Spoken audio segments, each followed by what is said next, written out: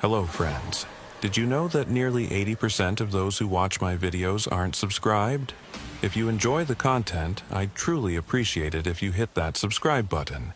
It helps a lot. Also, don't forget to leave a like and share your thoughts in the comments. Your interaction not only supports the channel's growth, but also helps these stories reach more people. Thank you all for being here. By the way, where are you watching from? Let me know in the comments.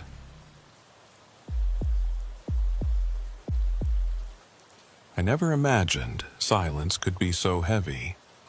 But on my first night shift at the West Executive Building, I learned it was possible.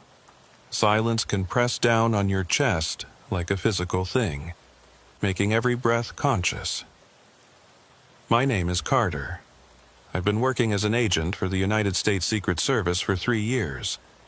Before this assignment, I spent most of my days on protective detail, standing guard at events, conducting ID checks, simple tasks for someone at my level. The night shift was different. They told me it would be quiet, even simple and routine. They said most nights nothing would happen. The West Executive Building sits between the White House and the Eisenhower Executive Office Building. It's not a place most people know about, and that's by design. During the day, it's busy with staff moving between meetings, but after 10 p.m., the building empties out completely. By midnight, it's supposed to be a ghost town. My shift started at 2200 hours on a Tuesday in October. The weather outside was cold, that sharp kind of cold that comes early in the fall and catches you off guard. I reported to the security office on the ground floor where Agent Miller, the day shift supervisor, briefed me on the night protocols.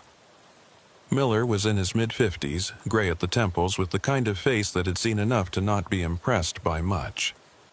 He walked me through the basics. Monitor the access points, do hourly sweeps of each floor, check the camera feeds, log everything. Simple enough. Hardly anyone comes through here after 11, Miller said, tapping his pen on the desk. Maybe a staffer working late, but they'll badge in and out. You'll see it on the system. If anyone tries to enter without proper credentials, you call it in immediately. Don't engage alone. I nodded, taking notes, even though I'd already memorized the manual. Miller leaned back in his chair and looked at me for a moment. You ever worked nights before? Not like this, I said. Mostly events, daytime posts. He nodded slowly. Nights are different. Your mind plays tricks on you when it's this quiet. You'll hear things, see things in your peripheral vision. It's normal. Just stay alert and don't let your imagination run wild. I remember thinking that was an odd thing to say. Miller didn't strike me as the type to believe in ghost stories or paranoia, but he said it with the kind of tone that made me think he was speaking from experience. After the briefing, Miller showed me the monitor room. It was a small office with 6 screens showing different camera angles throughout the building. Lobby entrance, main corridor on the first floor, stairwell access points, second floor hallway, third floor hallway, and the rear service entrance. The feeds were clear, night vision filters giving everything a greenish tint. Most important thing, Miller said, pointing at the second floor camera, is this hallway. Second floor, east wing. It's the longest corridor in the building. Runs about 150 feet end to end. No offices down there anymore, just storage rooms and some archive space. It's been slated for renovation for about 2 years now, but the budget keeps getting pushed. Point is, nobody should be down there at night. If you see anyone on that feed, you call it in. Understood? Understood, I said, looking at the empty hallway on the screen. The lighting was dim, every third fluorescent panel turned off to save energy. It gave the corridor an uneven look, pockets of light and shadow alternating down its length. Miller checked his watch. All right, I'm heading out. You've got my number if anything comes up. Otherwise, just stick to the routine. You'll be fine. He left, and I heard his footsteps echo down the hallway until the sound of the exterior door closing cut them off. Then it was just me and the hum of the building's ventilation system. I settled into the monitor room chair and looked at the screens. Everything was still. I pulled out my phone and set a timer for my first patrol at 2300 hours. Until then, I figured I'd familiarize myself with the camera angles and get a feel for the building's baseline. The first hour passed without incident. I watched the feeds, saw nothing move except the occasional flutter of a paper caught in an air vent current. At 2300, I stood up, grabbed my flashlight, and started my first sweep. The building felt bigger at night. During the day, I imagined it was just another office space. People walking around with coffee, phones ringing, the normal hum of bureaucracy. But at night, with all the lights dimmed and the hallways empty, it felt almost cavernous. My footsteps echoed no matter how quietly I tried to walk. I started on the ground floor, checking each door to make sure it was locked. Conference rooms, supply closets, bathrooms, everything secure. I logged each checkpoint on my clipboard, noting the time and my initials. The first floor took about 15 minutes. Then I headed to the second floor. I took the east stairwell, the one closest to that long corridor Miller had pointed out. When I pushed open the stairwell door, I felt a rush of colder air. The second floor was noticeably colder than the first. I made a mental note to ask about the climate control. The hallway stretched out in front of me, exactly as it had looked on the camera. Dim lighting, shadows pooling between the lit sections, doors lining both sides. I started walking, checking each door as I went. Most were locked, a few opened into dark storage rooms filled with filing cabinets and stacked chairs. About halfway down the corridor, I stopped. I'm not sure why. Something made me pause and look back the way I'd come. The hallway behind me was empty, the stairwell door closed. But I had this strange feeling, like I'd heard something just on the edge of perception. A footstep, maybe, or the sound of a door closing very softly. I stood there for a moment listening. The ventilation system hummed. Somewhere in the walls, pipes creaked as they settled. Nothing unusual. I shook it off and kept walking. When I reached the end of the corridor, I found the west stairwell and took it back down to the ground floor. The third floor could wait until the next round. I wanted to check the camera feeds first. Back in the monitor room, I reviewed the footage from the past 20 minutes. I watched myself walk through the first floor, then move up to the second. I saw myself pause in the middle of that hallway, looking back. On the feed, there was nothing behind me, just an empty corridor. I rubbed my eyes. Miller was right. Nights played tricks on you. The rest of the shift settled into a rhythm. Every hour, I did a sweep. Every hour, the building remained empty and silent. By your 200 hours, I checked every floor, every door, every access point twice over. Everything was secure. But each time I walked down that second floor corridor, I got the same feeling. Like I wasn't alone. Like something was just out of sight, waiting. I told myself it was nothing. New assignment jitters. Unfamiliar environment. Perfectly normal. At 0400 hours, I was back in the monitor room, filling out my log, when I noticed something on the second floor camera feed. I leaned closer to the screen.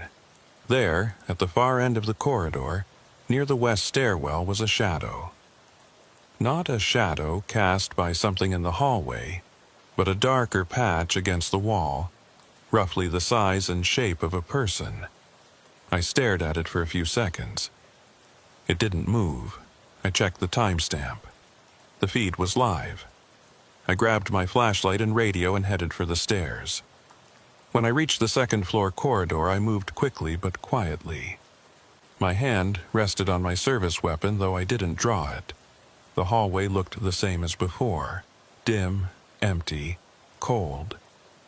I reached the spot where I'd seen the shadow on the camera. There was nothing there. Just wall and a locked door marked Archive Storage B. I tried the handle anyway. Locked. I checked the door frame looking for any sign it had been forced or tampered with. Nothing. I pulled out my radio.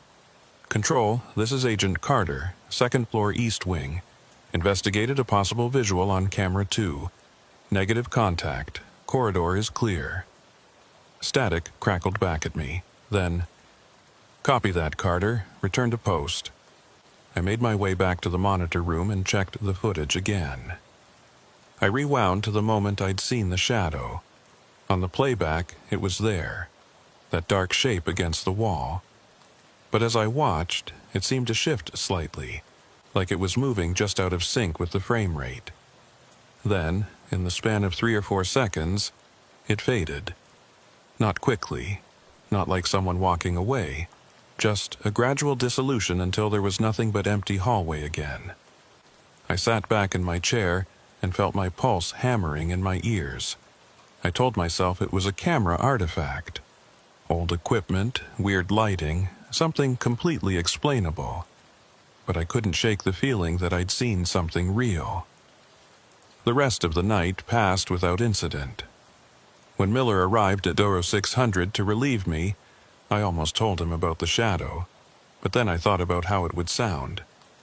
I saw a dark spot on the camera that went away. He'd probably think I was paranoid or overtired, so instead I just gave him the standard report. All clear, no incidents, building secure.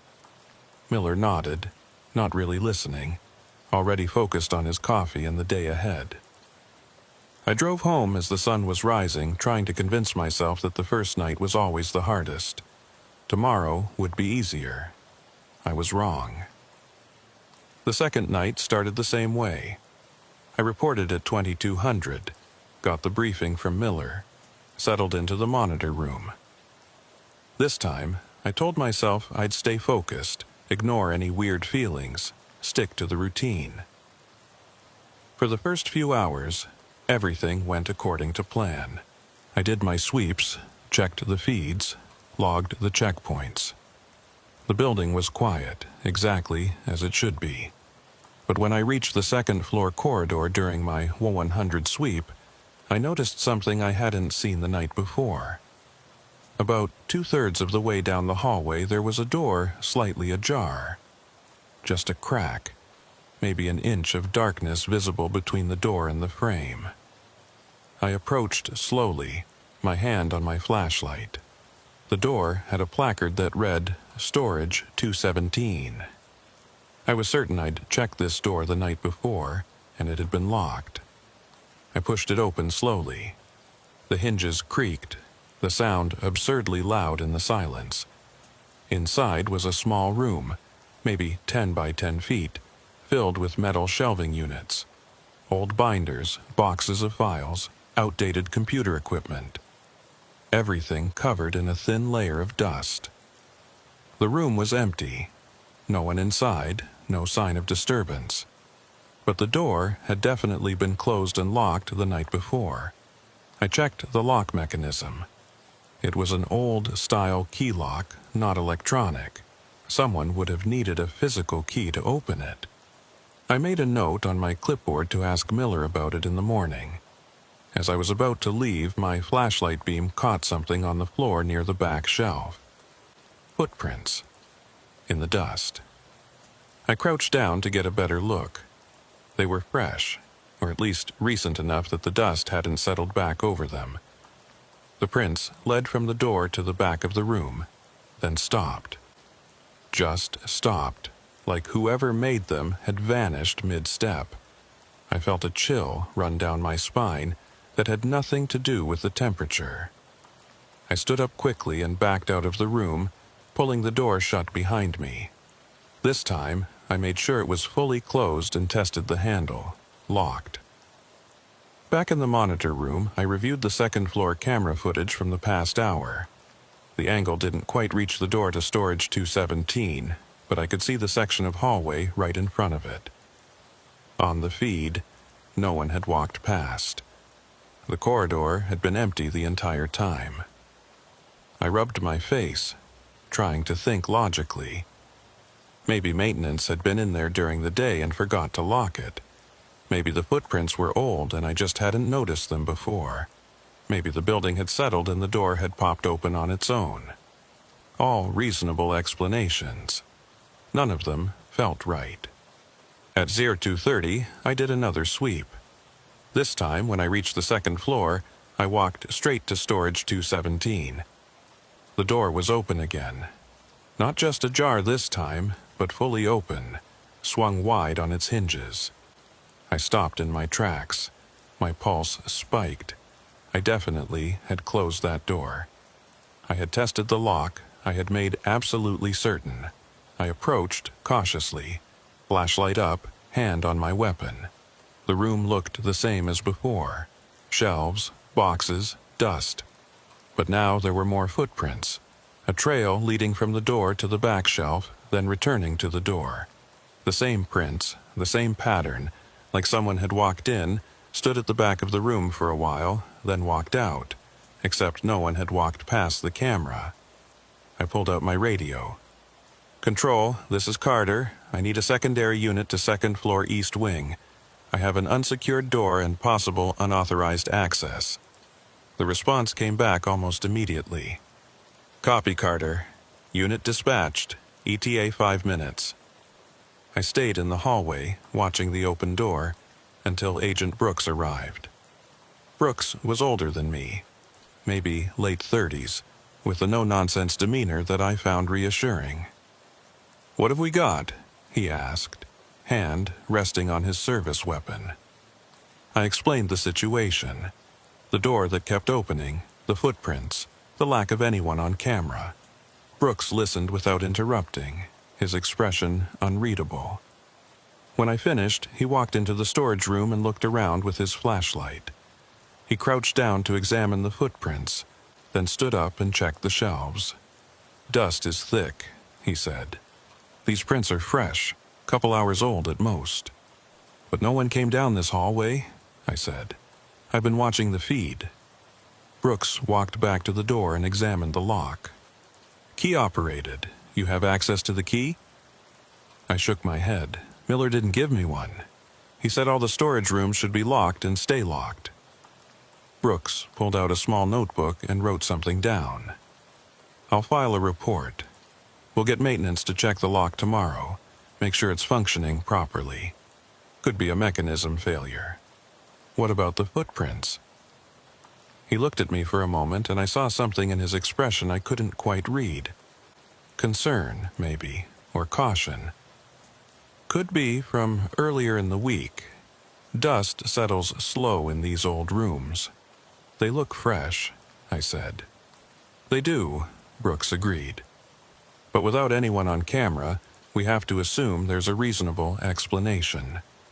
Maintenance, cleaning crew, someone with authorization we don't know about." He pulled the door closed and tested it. It stayed shut. "Keep an eye on it.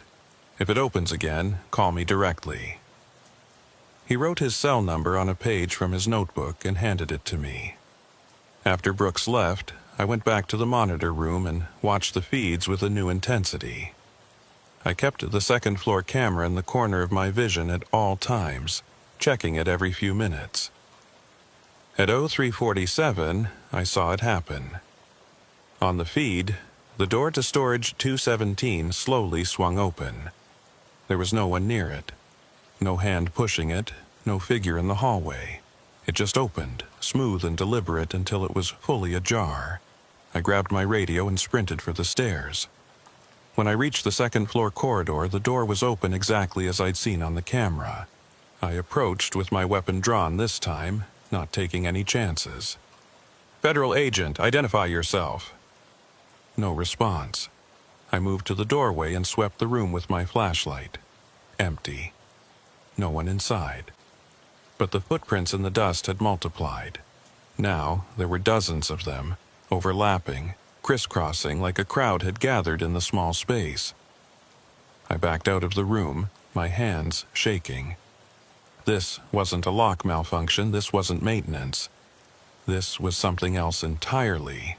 I called Brooks. He answered on the second ring, his voice rough with sleep. "The door opened on its own," I said, trying to keep my voice steady. "I saw it on camera, no one near it, and there are more footprints now, dozens of them." There was a long pause on the other end. Then Brooks said, "I'm coming back. Don't go in that room again. Stay in the hallway and wait for me." He arrived 20 minutes later, this time with another agent I didn't recognize. They both examined the room, took photos of the footprints, checked the door mechanism. I watched from the hallway, my back against the opposite wall, trying to calm my breathing. When they finished, Brooks came over to me. "I'm going to level with you, Carter. This isn't the first time something like this has happened in this building." I stared at him. "What do you mean?" Brooks glanced at the other agent, who nodded slightly. 3 years ago, we had an agent on night shift report a similar incident. Doors opening, footsteps in empty hallways, shadows on the cameras. We did a full security review, checked every system, every lock, every access point. Never found an explanation. What happened to the agent? He requested a transfer after 2 weeks. Said he couldn't work nights here anymore. Brooks paused. "Look, officially, this is probably just old buildings settling, faulty equipment, that sort of thing. But unofficially, a lot of us who work nights here have seen things we can't explain. We just don't talk about it." "Why not?" "Because there's no protocol for it. What are you supposed to put in a report? Door opened by unseen force. You'd be laughed out of the service or sent for a psych eval." I looked back at the open door to storage 217. "So, what do I do?" Brooks put a hand on my shoulder. "You do your job. You log what you can log, and you trust your training. If there's a real threat, you'll know it. Everything else," he shrugged, "everything else is just noise." They left shortly after, and I was alone again. I closed the door to storage 217 one more time, knowing it wouldn't stay closed. For the rest of the shift, I stayed in the monitor room, watching the feeds. The door stayed shut, but now I noticed other things. Small things. A chair in the first-floor conference room that seemed to change position between camera checks. A shadow that moved across the third-floor hallway when nothing was there to cast it. The faint sound of footsteps coming through the walls when the building should have been silent. When Miller arrived at 0600, I gave him a brief report mentioning the door issue and the maintenance request Brooks was filing. Miller nodded, barely paying attention, already thinking about his own day ahead. I drove home in the full light of morning, but the sunshine didn't make me feel any better. I kept thinking about what Brooks had said. Other agents had seen things. This had happened before, and I still had 5 more nights on this rotation. By the 3rd night, I'd started noticing patterns, not in the building's behavior, but in my own reactions to it. The way my heart rate would spike when I approached the second-floor stairwell. The way I'd unconsciously hold my breath while walking down that corridor. The way I checked the monitor feed for that hallway more frequently than any other camera. I was developing a hypervigilance that wasn't healthy, but I couldn't help it. The building demanded attention. This night started differently, though. When I arrived at 2200, Miller wasn't alone in the security office. There was another man with him, someone I didn't recognize. Civilian clothes, briefcase, the look of a bureaucrat.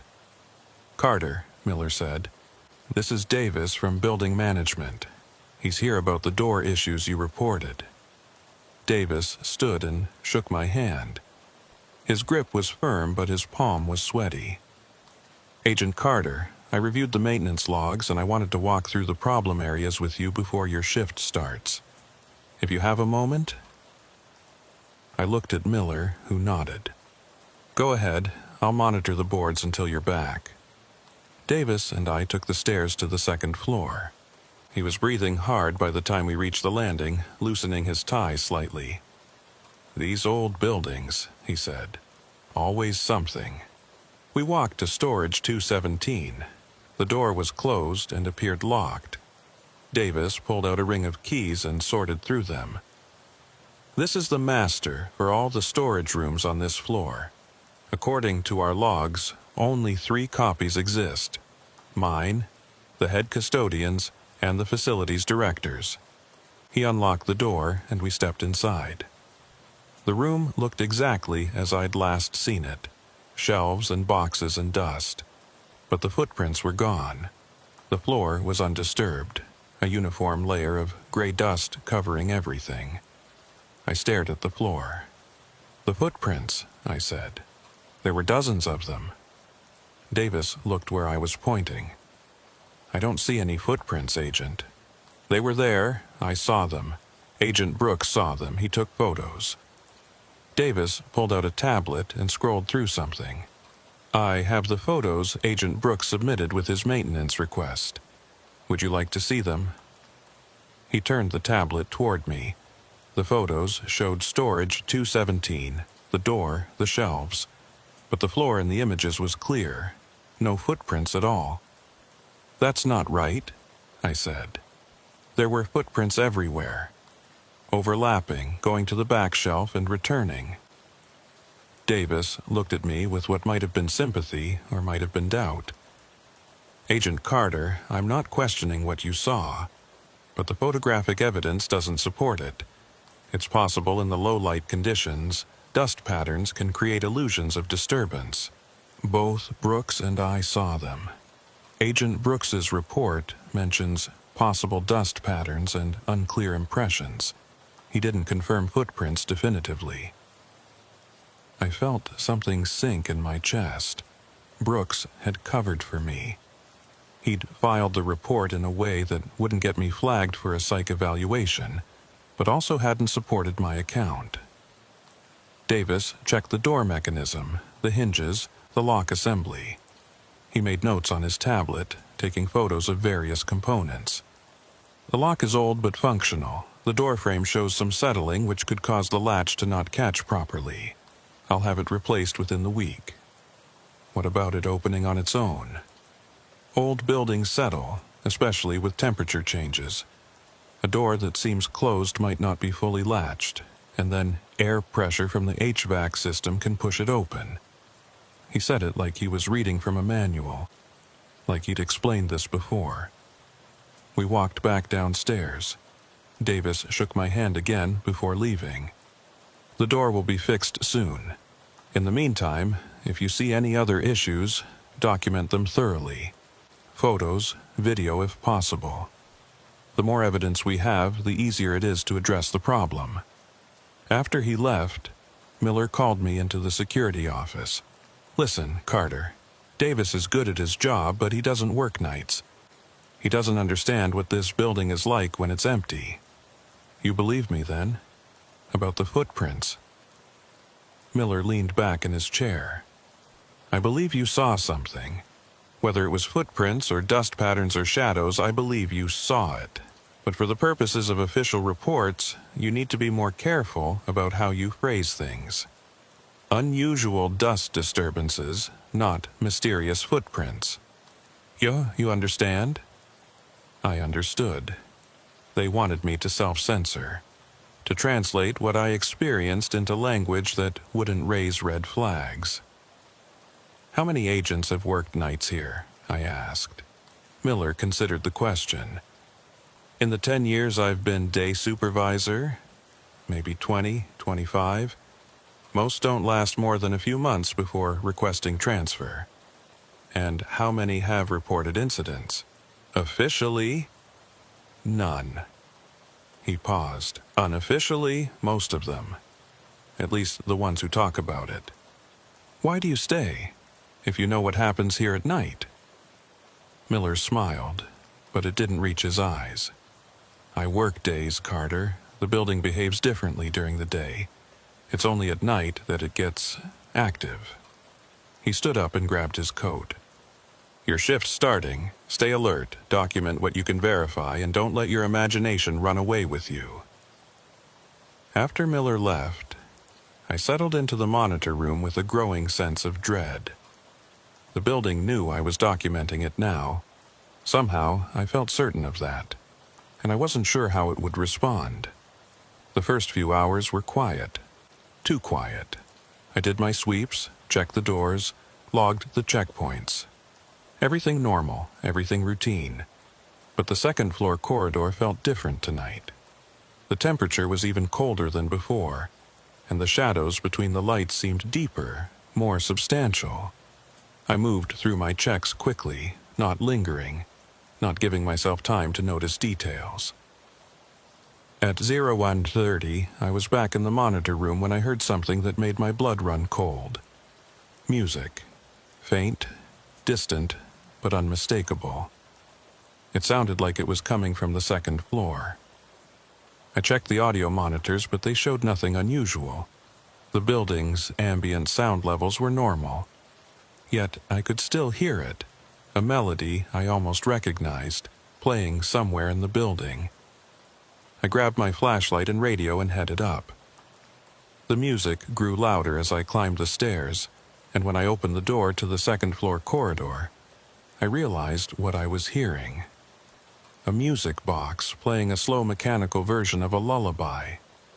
The sound was coming from storage 217. The door was open, just a crack, and light was spilling out into the hallway. Not the beam of a flashlight, but a soft, yellowish glow like candlelight.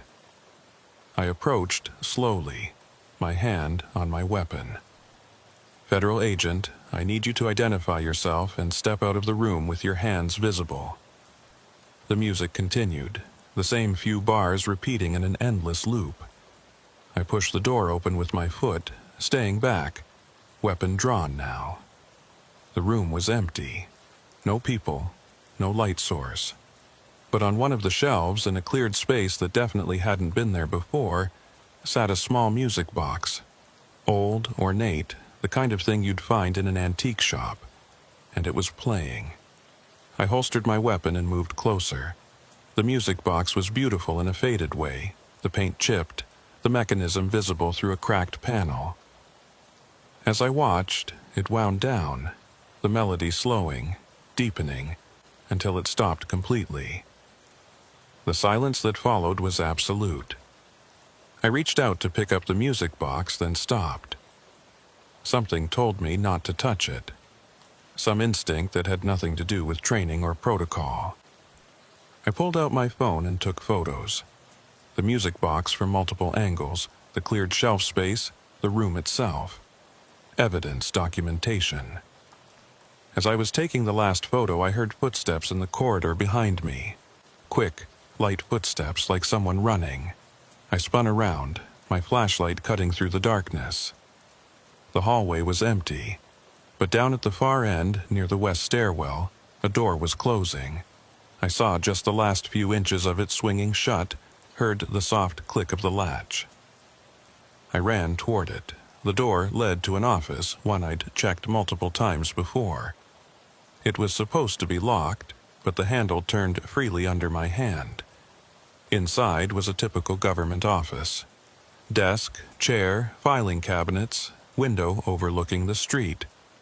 Completely ordinary, except for one thing. The desk was covered in papers. Not files or forms, but personal letters. Handwritten notes. And they were all recent, the dates spanning the last few months. I recognized some of the names in the headers. Staff members who worked in the building during the day. The letters weren't addressed to anyone. They were just thoughts, confessions, fears, things people had written but never sent. And on top of the pile was a sheet of paper with my name on it. Not Agent Carter, my first name. In handwriting I didn't recognize. I picked it up with shaking hands and read, "You see us now. That's good. We need to be seen. We've been here so long, forgotten in the spaces between. The building remembers us even if the living don't Don't be afraid. We don't mean harm. We just want someone to know we were real." The paper was dated today, written in the past hour, according to the timestamp in the corner. I dropped it back on the desk and backed out of the room. My radio crackled to life, making me jump. "Carter, this is Control. We're showing a motion sensor activation in the second-floor west office. Please confirm your location." I grabbed the radio. "I'm at that location now. The office door was unsecured. I paused. What did I find? Letters that shouldn't exist? A music box that plays by itself? A note addressed to me by someone who isn't there?" "Found what, Carter?" "Maintenance issue," I said finally. "Door lock malfunction. I'm securing the area now." "Copy that. Log it for the morning crew." I closed the office door and tested it. Locked again, as if it had never been open. I went back to storage 217. The music box was gone. The shelf was dusty and undisturbed, just like every other shelf in the room. But on my phone, the photos I'd taken were still there. Clear images of the music box sitting exactly where I'd seen it. I saved the photos to 3 different cloud services. Whatever was happening here, I wasn't going to let them erase the evidence this time. The rest of the shift passed in a state of heightened anxiety. I stayed in the monitor room, watching the feeds obsessively, documenting every small anomaly. A light flickering in sequence that seemed too deliberate to be random. A chair that rotated slightly when no one was near it. Shadows that moved against the direction of the light source. At 05:20, 40 minutes before Miller was due to arrive, all 6 monitors went black simultaneously. Not static, not signal loss, just black screens with no input. I checked the connections, the power, the system logs. Everything showed normal operation. The cameras should have been working. But the screens stayed black for exactly 3 minutes. Then, all at once, they flickered back to life. And there, on the second-floor corridor feed, was a figure. Standing in the middle of the hallway, facing the camera. The same silhouette I'd seen on my first night, but clearer now. I could almost make out features. The suggestion of a face, of clothes, of a person who had once been real. It stood there for 5 seconds. Then it turned and walked toward the west stairwell, moving with a strange gait that didn't quite sync with the frame rate. When it reached the stairwell door, it didn't open it. It simply faded out, becoming transparent and then nothing. I sat frozen, staring at the screen. The hallway was empty again, but I'd seen it. And this time, I had proof. I checked the DVR system, pulled up the recording from those few minutes. The blackout was there, and the figure's appearance was there, captured in digital format. Undeniable evidence. When Miller arrived, I showed him the footage immediately. He watched in silence, his expression unreadable. "This is going to sound strange," he said finally. "But I need you to delete that." "What?" "The footage. Delete it, now." "But it's proof. It shows something that will get this entire facility flagged for a full security review. They'll bring in teams, investigators, equipment. They'll tear this building apart looking for explanations." Miller looked at me directly. "And they won't find any. Because whatever this is, it's not something that can be measured or documented in a way they'll accept. All that will happen is everyone involved gets transferred or dismissed, and the building keeps doing what it's been doing for decades. You've seen this before." It wasn't a question, but Miller nodded anyway. Different forms, different manifestations. But yes, I've seen it. What is it? I don't know, no one does. But I know that bringing official attention to it doesn't help. It just creates problems for the people who work here. I looked at the screen, at the frozen image of the figure in the corridor. If I delete this, I have nothing. Just my word. Your word to who? Who are you going to tell that will believe you? Miller's tone wasn't unkind, just realistic.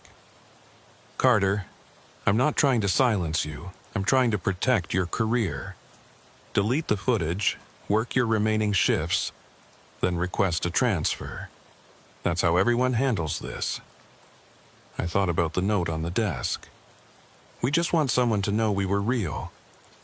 "I need to document this," I said. "Not officially, but for myself, so I know I'm not crazy." Miller considered this. "Document it however you want, but keep it off the government systems, and don't share it with anyone in an official capacity. Understand?" I understood. I copied the footage to a personal drive, then deleted it from the official system. The act felt like betrayal, though I wasn't sure who I was betraying. Miller clapped me on the shoulder. "Get some sleep, only a few more nights to go." But as I drove home in the morning light, I knew sleep wouldn't come easily. The building had shown itself to me clearly now. It wanted me to see, to know, to acknowledge. The question was why, and what would happen when it felt I'd seen enough. The fourth night felt different from the moment I walked through the door. The air pressure seemed wrong, like the building was holding its breath. Every sound was muted, deadened, as if the walls were absorbing noise rather than echoing it. Miller was acting strange too. He barely looked at me during the briefing, rushing through the protocols like he wanted to leave as quickly as possible. "Everything okay?" I asked. He paused at the door, his hand on the frame. "Just remember what I told you. Document what you need to, but keep it personal. Don't make this official." "I won't." He nodded, but didn't leave immediately. "Carter, have you noticed the dates?" "What dates?" "The dates when incidents happen most frequently. I've been tracking them for years. There's a pattern." He pulled out a small pocket calendar, the pages worn from handling. "Every 23 days, there's a spike in activity. Doors opening, equipment malfunctions, sightings. It cycles like clockwork." I felt my stomach tighten. "And tonight is?" "Day 23. Miller met my eyes finally. "It's going to be more active than usual. Just be careful. And if things get too intense, you can call for backup. No one will question it." After he left, I sat in the monitor room and pulled up my own notes from the past few nights. Miller was right. The incidents had been building in frequency and intensity. Night 1, a shadow on the camera. Night 2, the door and footprints. Night 3, the music box and the letters. What would Night 4 bring? I didn't have to wait long to find out. At 23:15, during my first sweep, I found the first-floor conference room had been rearranged. The tables that had been pushed against the walls were now arranged in a circle, chairs positioned around them. It looked like setup for a meeting. I checked the access logs. No one had badged into the building since Miller left. The cleaning crew wasn't scheduled until tomorrow night. Yet someone had moved heavy tables and multiple chairs. I took photos, measured distances, documented everything. Then I carefully pushed the tables back against the walls, returning the room to its normal state. When I came back on my next sweep an hour later, the tables were in a circle again. Same arrangement, same precision, as if my intervention had never happened. This time I left them. Clearly, something wanted that room arranged this way. Fighting it seemed pointless. The second floor was worse. Every door in the long corridor was open, not just storage 217, but all of them. 10 doors, 5 on each side, standing wide open like mouths. I walked down the hallway slowly, checking each room. They were all empty, all showing signs of the same thick dust and abandonment. But in each one, something had been moved or changed. A file cabinet stood open. A chair was turned to face the wall. Papers were scattered on the floor in patterns that almost looked deliberate. In the office where I'd found the letters, The desk was clear now, but written in the dust on the desktop was a single word: tonight. I photographed it, then backed out of the room. As I did, I heard a sound from the far end of the corridor. Not footsteps this time, but voices. Murmuring, indistinct, like a conversation happening just beyond the range of understanding. I moved toward the sound, my flashlight beam sweeping the hallway. The voices seemed to come from everywhere and nowhere, echoing off the walls in ways that made no acoustic sense. As I approached the west stairwell, the voices grew clearer. I could almost make out words now. Names, maybe, dates, fragments of sentences that meant nothing out of context. I reached the stairwell door and pressed my ear against it. The voices were definitely coming from inside the stairwell, multiple voices talking over each other. I opened the door quickly, shining my flashlight in. The stairwell was empty, but the voices continued for just a moment longer before cutting off abruptly, leaving a ringing silence. I closed the door and leaned against the wall, trying to steady my breathing. This was escalating. Whatever presence inhabited this building, it was becoming more bold, more insistent. Back in the monitor room, I reviewed the camera feeds from the past hour. The first floor conference room rearrangement didn't show on camera. One frame showed the tables against the walls, the next frame showed them in a circle. No transition, no movement, just instantaneous change. The second floor corridor showed all the doors standing open, just as I'd found them. But in the playback, I could see something I'd missed in person. Shadows moved in the doorways. Not shadows cast by anything, but darker patches that seemed to shift and flow like liquid. And in the stairwell camera feed, during the exact moment I'd heard voices, there was a distortion.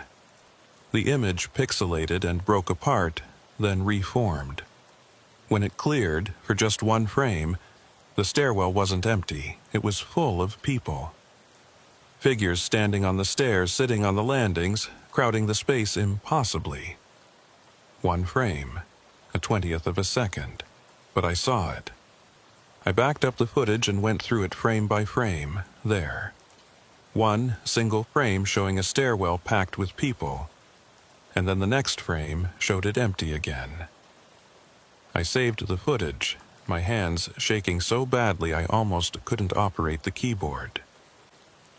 At 0200, the temperature in the building plummeted. I could see my breath in the monitor room. The heating system was running. I could hear it, but it made no difference. The cold seemed to come from inside the walls themselves. I put on my jacket and gloves, but it didn't help much. This wasn't normal cold. It sank into my bones, making my joints ache. My radio crackled. "Carter?" The voice was distant, broken up by static. I grabbed the radio. "This is Carter. Who is this?" "Carter. It's Brooks. Listen, I'm monitoring the building systems from home and I'm seeing massive environmental anomalies. Temperature drops, power fluctuations. Are you okay?" "I'm fine. Just cold. Really cold. I need you to do something for me. Go to the basement level. There's a mechanical room at the east end. Check the main climate control panel. Tell me what the readout says." I didn't want to go to the basement.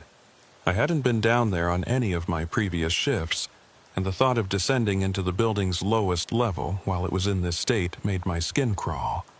But Brooks sounded genuinely concerned, and checking mechanical systems was technically part of my duties. "Copy that. Heading to the basement now." I took the main stairwell down, my flashlight beam bouncing off concrete walls. The basement was utilitarian, no carpeting or ceiling tiles, just raw building infrastructure. Pipes ran along the ceiling. Cable conduits snaked down the walls. Everything echoed. The mechanical room was at the end of a long corridor that reminded me uncomfortably of the second-floor hallway. Same length, same spacing of lights, same sense of something waiting in the shadows. I found the climate control panel and shined my light on it. The digital readout showed internal temperature as 68 degrees Fahrenheit. Normal. but my breath was fogging in front of me. The air had to be well below 50 degrees. Brooks, the panel shows 68 degrees. That's impossible. The remote sensors I'm reading show 45 degrees in your location. I believe your sensors. I looked around the mechanical room. In the corner, barely visible in the flashlight beam, was frost. Actual frost forming on the concrete walls. Brooks, there's ice forming down here. This isn't a heating system failure. This is something else. There was a long pause. Get out of the basement, Carter, now. Don't wait, don't investigate. Just get back to the main floor. I didn't need to be told twice. I turned and headed for the corridor and stopped. At the far end of the hallway, blocking the way to the stairs, was a figure. Not the shadowy silhouette from the cameras. This was more solid, more defined. A person, or something that had once been a person, wearing what looked like an old suit. The figure stood perfectly still, arms at its sides, watching me. I pulled my weapon. "Federal agent, identify yourself and step aside." The figure didn't move, didn't speak, just stood there blocking the exit. I kept my weapon trained on it and started walking forward. I had to get past it. There was no other way out of the basement. As I approached, details became clearer. The suit was old-fashioned, from the 1950s or 60s maybe. The figure's face was blurred, features indistinct, like an old photograph losing its resolution. 20 feet away, 15 feet, 10 feet. The figure raised one arm and pointed behind me. I spun around, weapon tracking. The corridor behind me was full of them, figures in old suits, old dresses, old uniforms. Dozens of them, standing in the hallway and doorways, emerging from the walls themselves. They weren't advancing. They were just there, present, watching. And they were all pointing at something. I followed their collective gesture and saw what they were indicating. On the wall, written in that same frost that was forming everywhere, were words. "We worked here. We died here. Remember us." The temperature dropped even further. My fingers were going numb. I had to get out. I turned back to the original figure blocking the stairs.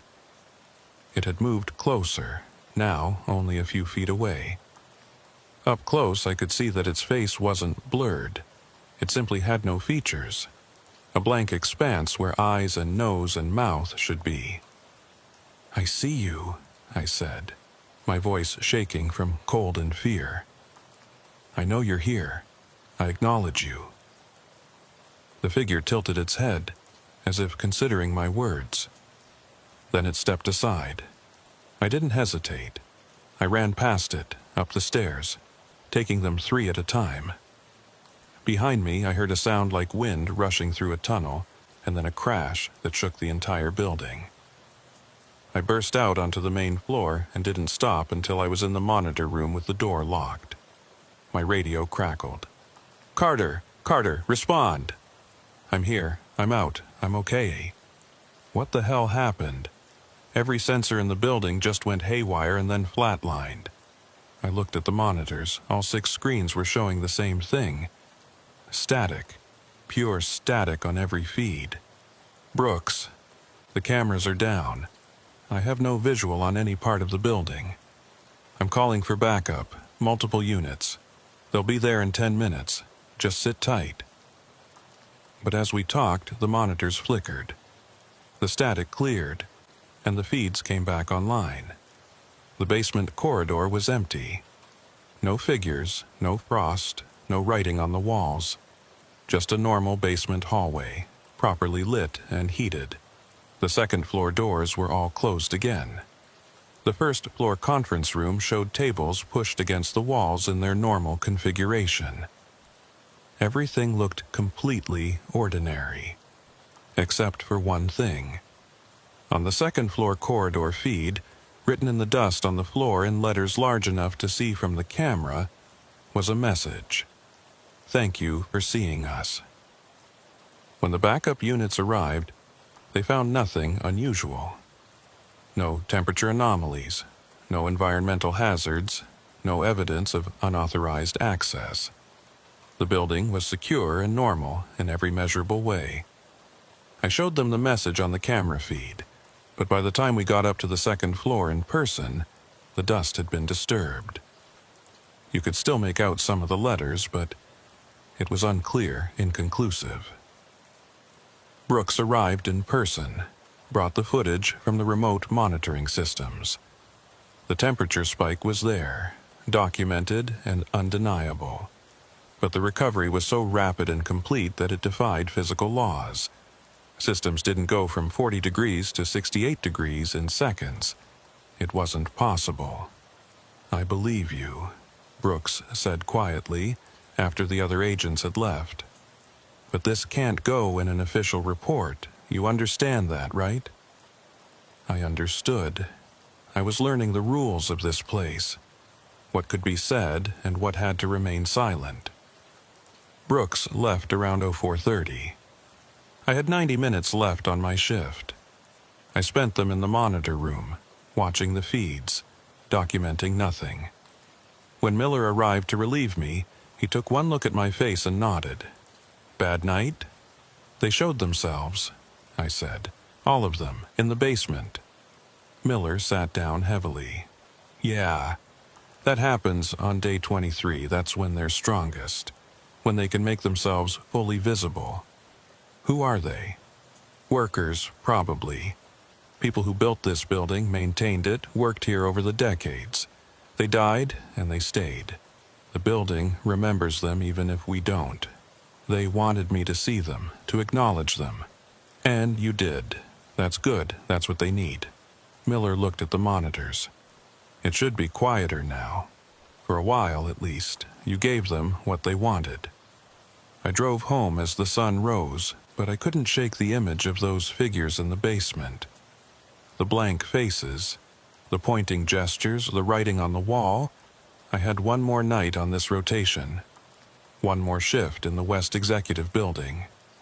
And I already knew I wouldn't be coming back after that. My 5th night, my last night. I arrived at 2200 to find a note from Miller on the monitor room desk. Maintenance replaced all the locks on second floor. Building should be quiet tonight. M. I appreciated the thought, but I doubted new locks would make any difference. This wasn't about security failures or mechanical problems. This was about something that existed outside normal parameters. The first few hours were indeed quiet. I did my sweeps, checked the doors, logged the checkpoints. Everything normal. The second floor corridor felt different, though, less oppressive. The cold was gone, the shadows less deep.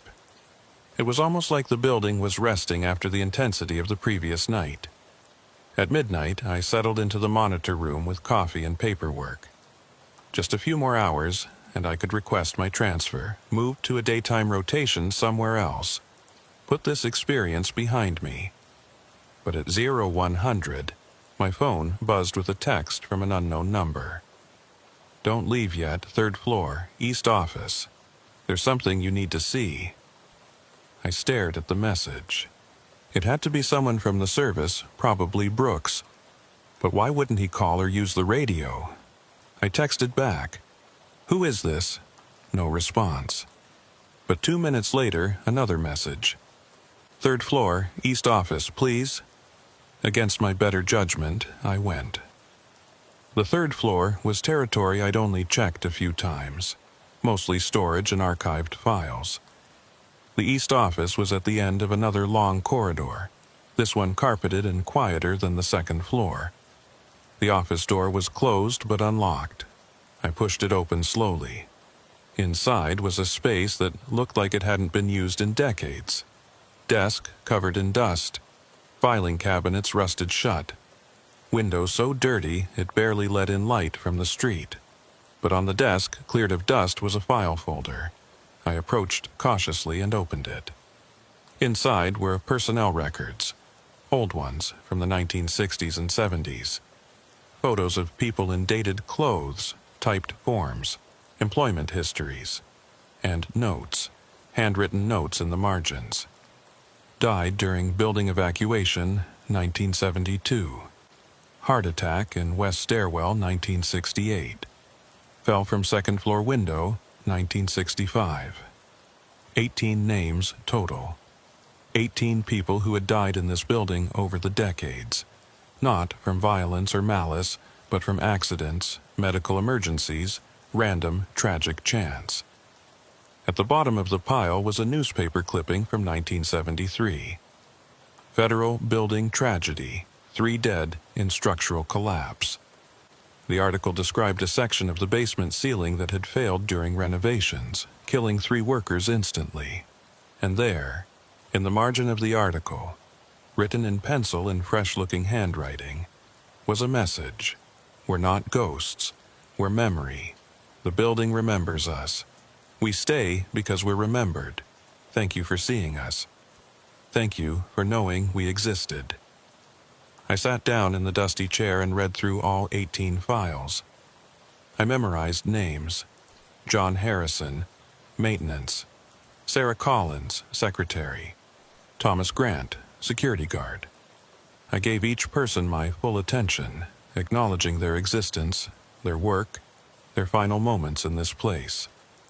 When I was done, I carefully returned the files to the folder and left it on the desk. As I walked out, I felt the temperature in the office warm slightly, as if some presence had departed, satisfied. Back in the monitor room, I checked the third-floor camera feed. The office door was closed again, but I could see, just barely, a soft light glowing from beneath it for a few seconds before fading completely. The rest of the shift passed in complete silence. No doors opening, no shadows, no anomalies. Just a building settling into its normal nighttime state. When Miller arrived at 0600, I gave him a brief report. Quiet night, no incidents. He nodded, looking relieved. That's good. Sometimes after a heavy night, it goes calm for a while. I packed up my gear, ready to head home. But before I left, I asked, Miller, do you know the names of people who died in this building? Is there a record? He looked at me strangely. There's no official memorial or anything, if that's what you mean. Why? Just curious. Seems like something that should be remembered. Yeah, Miller said quietly. It should be. I drove home that morning knowing I wouldn't be back. I'd already submitted my transfer request. Treasury Department daytime rotation, starting the following week. But I also knew I'd carry those names with me. John Harrison, Sarah Collins, Thomas Grant, 15 others whose faces I'd seen in those old photographs. People who had worked in that building, who had died there, and who somehow remained held by the building's memory. A week later, Brooks called me. Hey, Carter, wanted to let you know we got someone new on nights at West Executive. Young guy, fresh from training. Has he reported anything? Not yet. He's only been there 2 nights. Brooks paused. But I've been monitoring the systems. There's activity. Same patterns as when you were there. You going to warn him? What would I say? The building's haunted? He'd think I was messing with him. Another pause. Besides, they seem to know what they're doing. They don't hurt anyone. They just want to be seen. Yeah, I said, thinking about those figures in the basement, all pointing at their message. They just want to be acknowledged. I hung up and went back to my new assignment. Treasury was busy, full of people, normal in every way. I worked during the day, went home at reasonable hours, slept through the night without waking to phantom footsteps. But sometimes, late at night when I can't sleep, I think about that building. About the second-floor corridor and the basement hall and the third-floor office. I think about the people who remain there, trapped not by malevolence but by memory, by the building's unwillingness to let them go completely. And I wonder if being remembered is enough. If having someone know you existed, even in this strange half-life, provides some kind of comfort or purpose. I kept the photos I took, the music box, the dust writing, the figures in the stairwell. Evidence that I haven't shared with anyone except Brooks, who doesn't need convincing. Last week I drove past West Executive late at night. The building was dark except for a few lights. As I watched, I saw a silhouette appear in one of the second-floor windows. It stood there for a moment, and I could swear it raised one hand. Not pointing this time, just waving. I raised my hand in return, knowing it couldn't see me through the tinted windows of my car, but somehow feeling like it could sense the gesture anyway. Then the silhouette faded, and the window was dark again. I drove away, back to my apartment, back to my normal life. But I know the building is still there, still holding its memories, still waiting for the next person to see. And they will see. Everyone who works nights there eventually sees. The question is what they do with that knowledge. Whether they acknowledge it or deny it.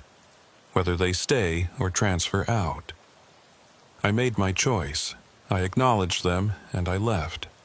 But I still carry their names: John Harrison, Sarah Collins, Thomas Grant. 15 others. I remember them. And in that building, late at night, when the corridors are empty and the lights are dimmed, they know they are remembered.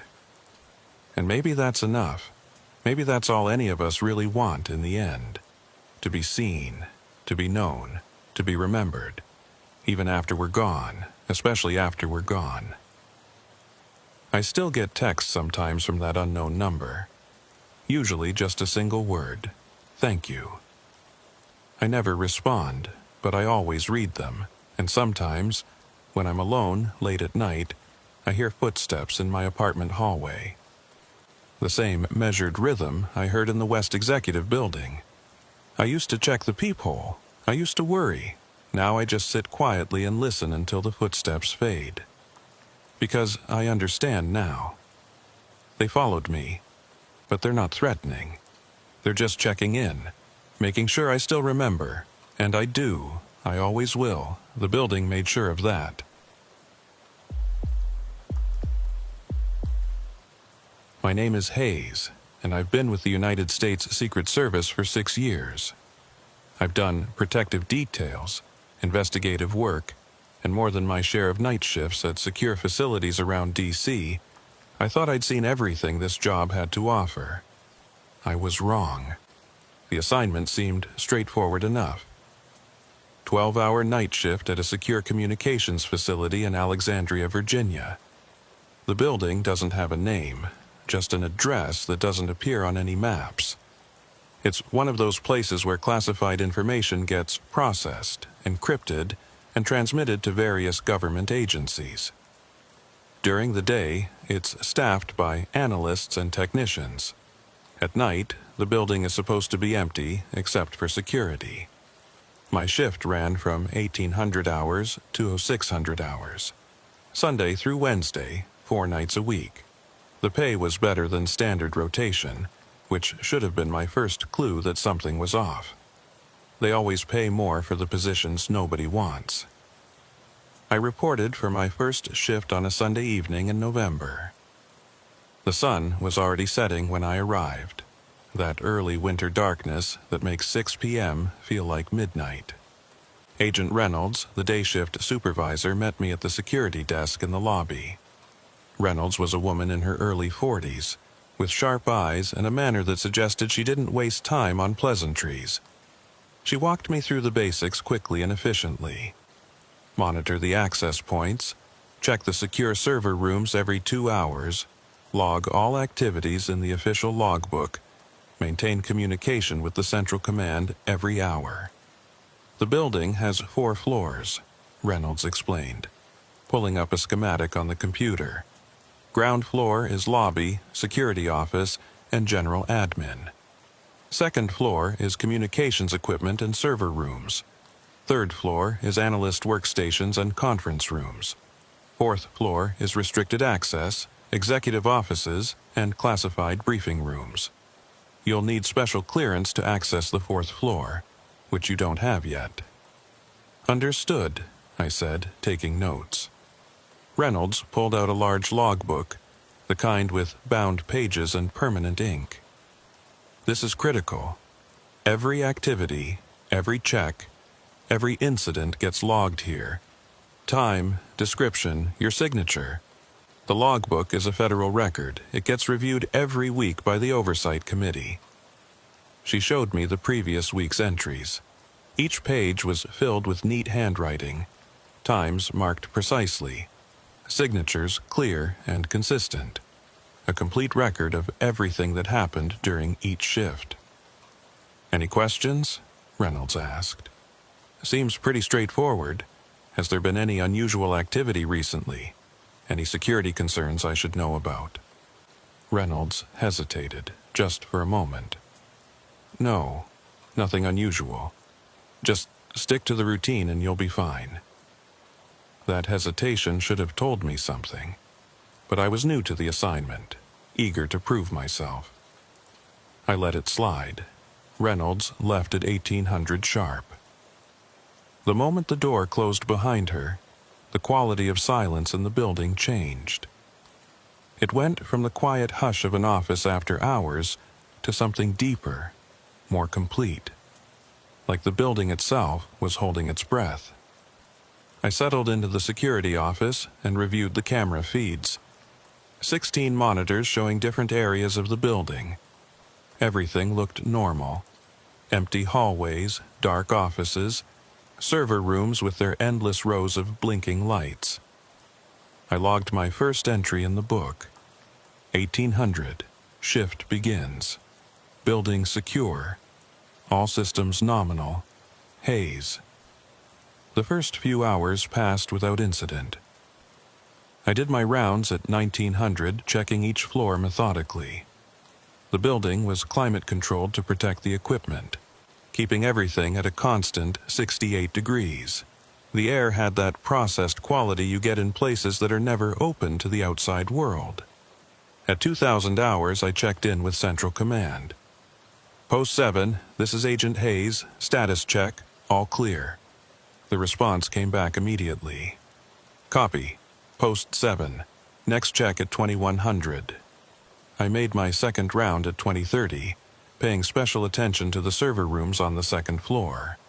The servers hummed constantly, a white noise that was almost soothing. Everything was functioning normally. Back in the security office, I logged my activities. 2030, second floor check complete. All server rooms secure. No anomalies. At 2200 hours, I noticed something odd. I was reviewing the camera feeds when I saw a flicker on one of the monitors. The third floor hallway camera cut to static for just a second, then came back online. I rewound the feed and watched it again. There, a momentary disruption, less than a second, just enough to notice if you were paying attention. I logged it, 200. Brief signal disruption on camera 9, third floor east corridor. Feed restored immediately. Possible equipment issue. At 2230, I did my scheduled server room check. As I walked through the second floor, I noticed the temperature felt different. Not colder or warmer, but different somehow. Like the air pressure had changed. I checked the climate control panel. Everything showed normal. 68 degrees, 45% humidity, air circulation optimal. But something felt wrong. I continued my rounds, trying to shake off the feeling. The building was playing tricks on me. New environment, night shift adjustment. Perfectly normal. When I got back to the security office at 2300, I sat down to log my check and noticed something that made my blood run cold. The logbook was open to a different page. I had left it open to today's date, November 15th. But now it was open to November 16th, tomorrow's date. And there were entries already written there. Entries in my handwriting. I stared at the page. The handwriting was unmistakably mine, the signature identical to the one I'd written at 1800, but the entries were for times that hadn't happened yet. 0100. Third floor, check complete. Corridor Delta showing temperature fluctuation. 0230. Server room B7 accessed for routine verification. No issues found. 0415. Perimeter check completed. All access points secure. 0545. End of shift protocols initiated. Building status normal. There were more entries. A complete record of a shift I hadn't worked yet. My shift? Tonight's shift? Already written, already logged, already signed. I flipped back to today's page, November 15th. My initial entry from 1800 was there, and my subsequent logs, but nothing after 2030. I checked the time, 2305. I had logged entries up to 2030, but there was nothing for 2200 or 2230, even though I distinctly remembered writing them. I remembered sitting at this desk, pen in hand, recording the camera glitch and the temperature anomaly. But those entries didn't exist. I grabbed the pen and started to write a new entry for 2300, describing what I was seeing. My hand moved across the page, forming words, but when I looked down, the page was blank. The ink wasn't taking. I tried again with the same result. The pen worked fine when I tested it on a separate piece of paper, but on the logbook pages, nothing. I pulled out my phone and took pictures of the November 16th page. Evidence, documentation, something to prove I wasn't losing my mind. Then I called Central Command. Post 7 to Central. I need to report an irregularity. Static crackled on the line. Then a voice I didn't recognize. Post 7, please clarify. What is the nature of the irregularity? The official logbook is showing entries for tomorrow's date. Entries in my handwriting for times that haven't occurred yet. A long pause. Post 7, please repeat. We're not reading you clearly. I repeated the information, speaking slowly and clearly. But even as I did, I felt a strange detachment, like I was watching myself from outside my body. Copy, Post 7, we'll make a note. Continue with standard protocols. They didn't sound concerned. They didn't sound confused. They just acknowledged and moved on, like I'd reported a flickering light or a stuck door. I hung up and looked at the logbook again. The November 16th entries were still there. I flipped back and forth between the pages, confirming that my 2200 and 2230 logs from tonight were simply gone, as if I'd never written them. At 2345, my radio crackled. Post 7, this is Central Command, time check. I looked at my watch, 2345, but they'd already checked in with me at 2000. The next scheduled check wasn't until Era 100. Central, I copy. Time is 23:45 hours. Copy, Post 7. We show 0145 on our end. Can you confirm? I looked at my watch again. 23:45. I looked at the computer clock. 23:45. I pulled out my phone. 23:45. Central, I'm showing 23:45 here. All my timepieces are synchronized. Another pause. Understood, Post 7. Maintain position. We're showing a temporal discrepancy. Stand by. Temporal discrepancy. They had a term for it. Like this was something that happened regularly enough to have official language. I stood up and walked to the window. The parking lot outside showed 3 cars, all belonging to day shift staff who commuted together. The street beyond was quiet, no traffic. A sodium vapor streetlight cast everything in orange. I checked the security cameras. All 16 feeds showed empty building, normal operations, nothing unusual. Except when I looked at the timestamp on the feeds, they read 0147. But my watch still said 23:48. I went back to the logbook. The November 16th page was gone. Just gone. The book jumped from November 15th directly to November 17th. An entire page had vanished, or had never existed. I flipped through the entire logbook, checking every page. November 16th didn't appear anywhere, as if that date had been removed from the official record. My radio crackled again.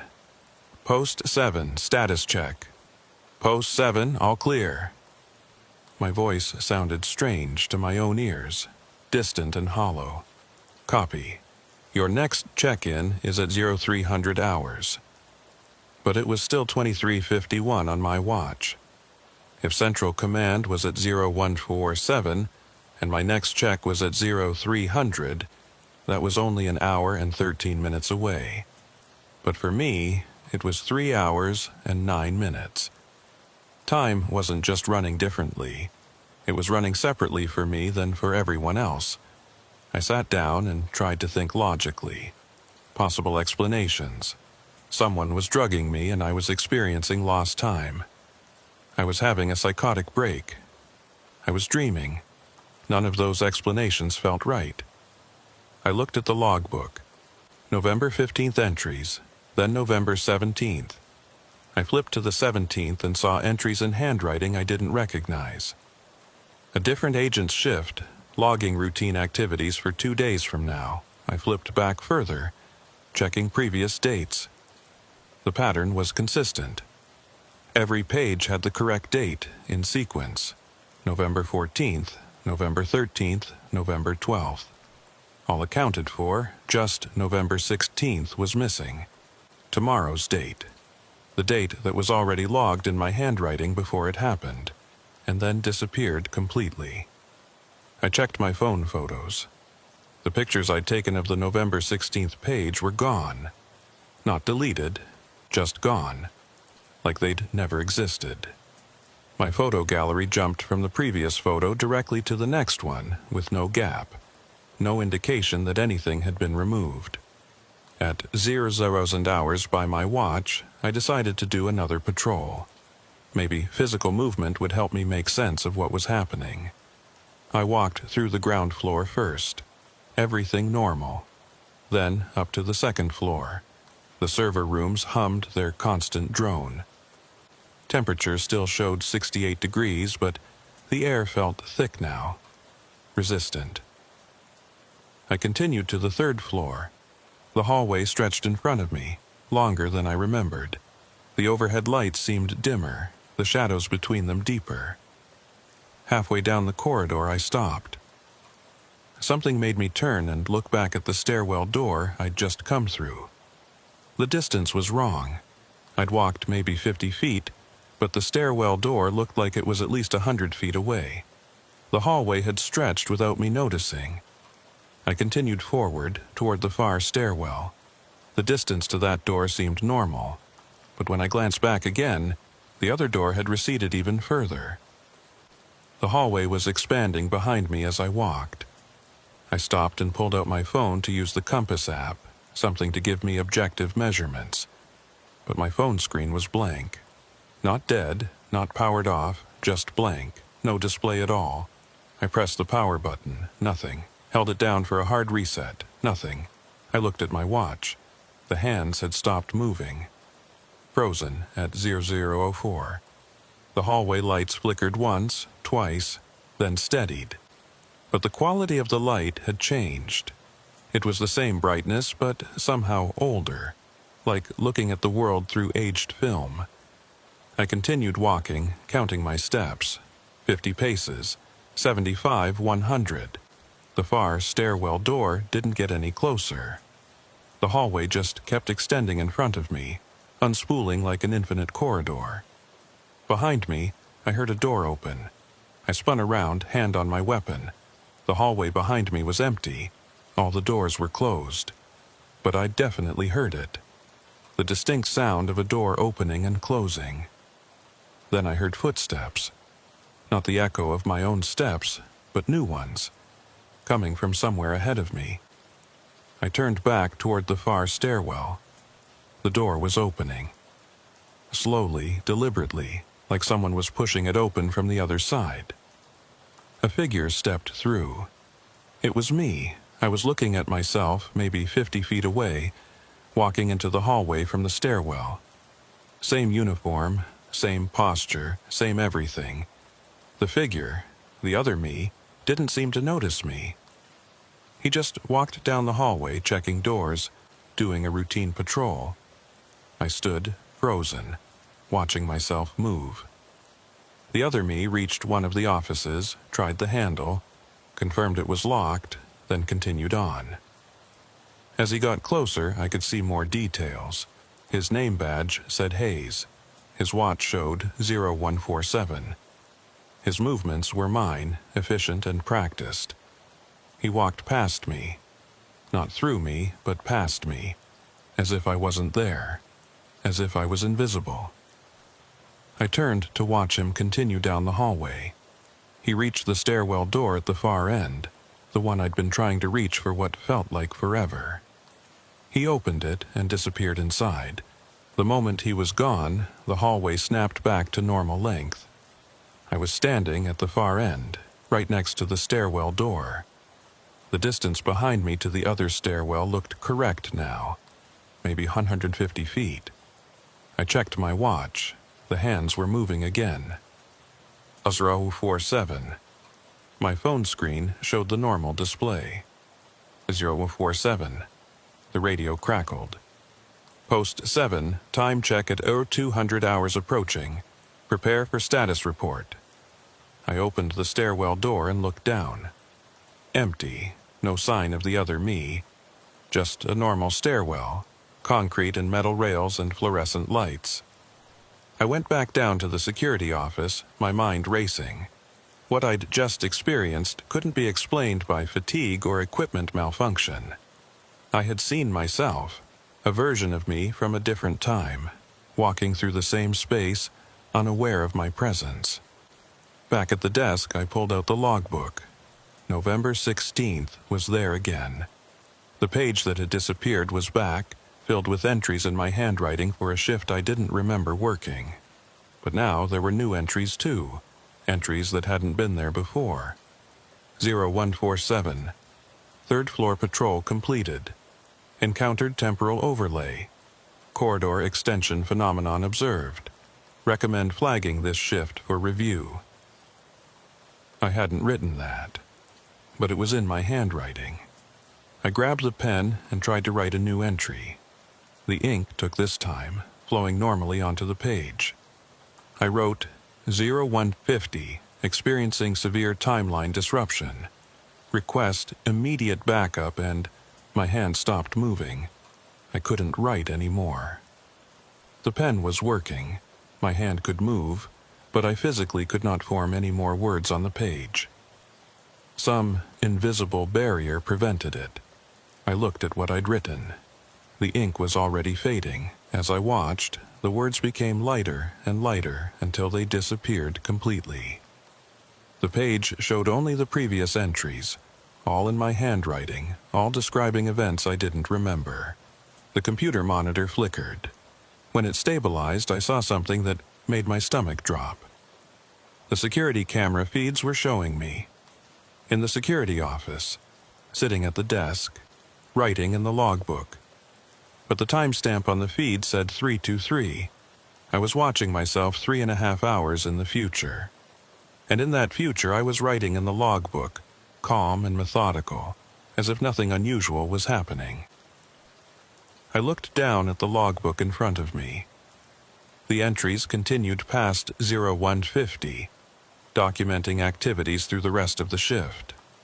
My future self had already logged everything. 0323, final server room check completed. All systems operational. 0445, prepared end of shift report. No significant incidents to note. 0600, shift concluded. Building secured. Transferred custody to day shift. Hayes. I grabbed my radio. Central, this is post 7. I need immediate extraction. I'm experiencing static burst from the radio. So loud, I had to rip the earpiece out. When the static cleared, a voice came through. My voice. Post 7 to Central. 0200 check-in. All secure. No incidents to report. But I hadn't said that. I was still holding the radio, the transmit button not pressed. The voice continued. Copy that, Central. Next check at 0300. I looked at the computer screen. The camera feed showing me in the security office had changed. Now, the timestamp read 0200, and the version of me on screen was putting down the radio, exactly as if I'd just finished the call I'd heard. I stood up, backing away from the desk. This wasn't happening. This couldn't be happening. But I knew it was. Somehow, I was unstuck in time. Jumping forward, seeing different versions of myself existing in different moments, all overlapping in the same space. The lights in the security office dimmed, then brightened, then dimmed again. Each time they changed, I saw the room differently. Once with me at the desk. Once with the room empty. Once with someone else sitting there, an agent I didn't recognize, working a shift that wasn't mine. I closed my eyes, trying to center myself. When I opened them, the room was normal again. I was alone, the clock showed 2:03, and everything looked ordinary, except for the logbook. November 16th was gone again. The pages jumped from the 15th to the 17th with no indication anything was missing. I picked up the logbook and carried it with me as I left the security office. I needed to see something real, something solid, something that existed in normal time. I walked to the main entrance and looked out at the parking lot. The same 3 cars, the same street light, the same empty street. But the sky was wrong. It should have been full dark, stars visible if there weren't so much light pollution. Instead, the sky had a gray quality, like pre-dawn twilight. Yet my watch showed 02:05. Hours until sunrise. I went back inside and pulled out my phone. No signal, no network. The date display showed November 16th. I took the stairs to the second floor, thinking maybe the server rooms would give me something concrete to hold on to. Equipment doesn't lie.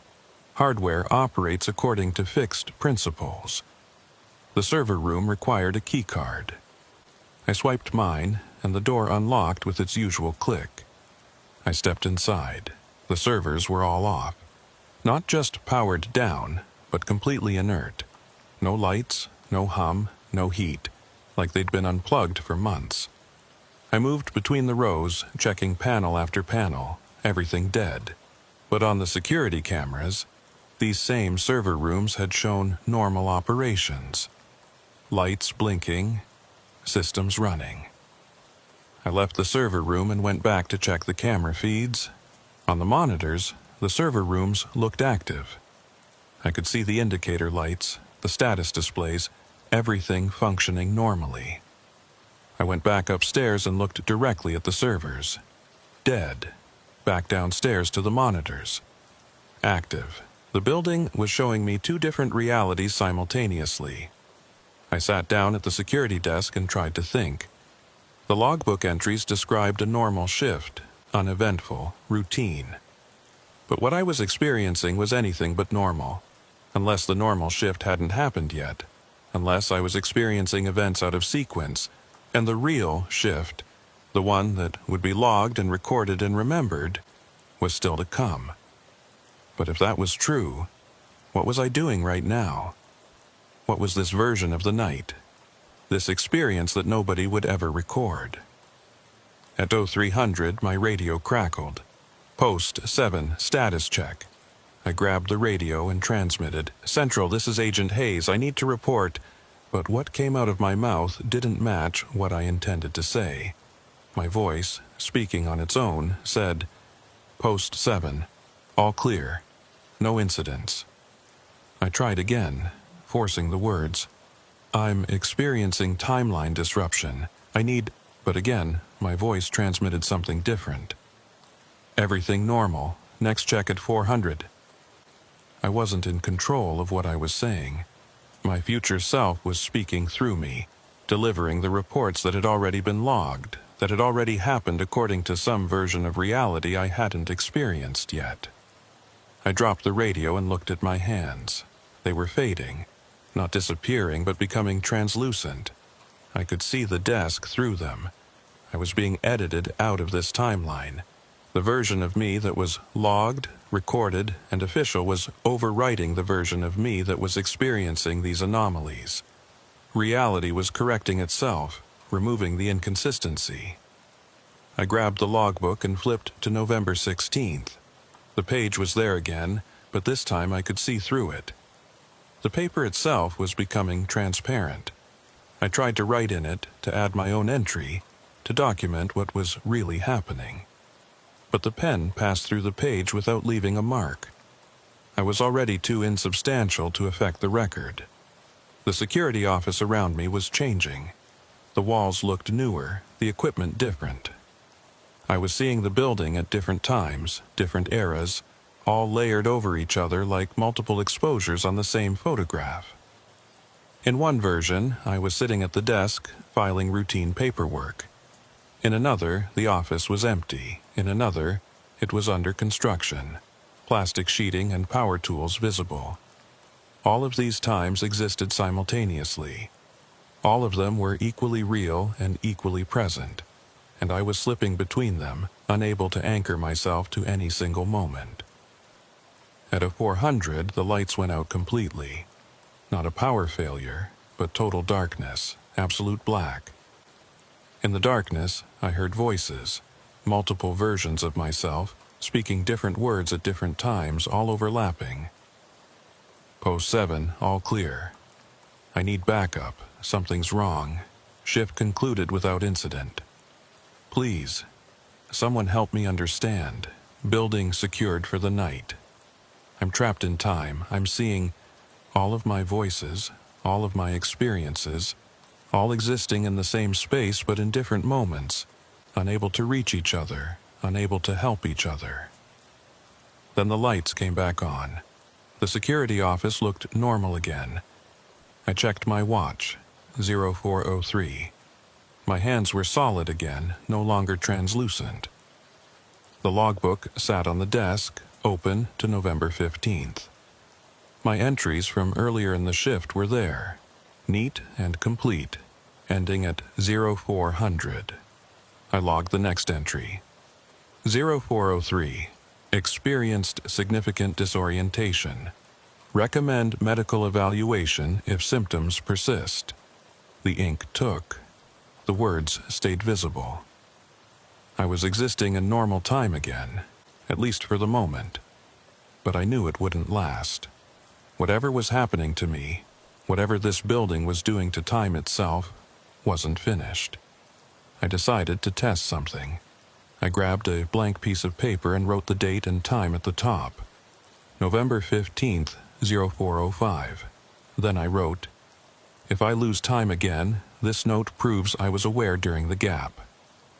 I folded the paper and put it in my pocket. Physical evidence that existed outside the logbook, outside the official record. At 0415, I did another patrol. This time, I paid close attention to details, looking for signs that time was behaving strangely. The building felt normal. The floors had the right number of rooms, the hallways were the correct length, the server rooms hummed with their usual drone. Everything appeared ordinary. But when I returned to the security office at 0435 and checked the camera feeds, I saw something that confirmed my worst suspicions. On the third-floor camera, there was someone walking the hallway. The figure was dark, shadowy, difficult to make out clearly, but the gait was familiar. The posture, the way of moving. It was me, again.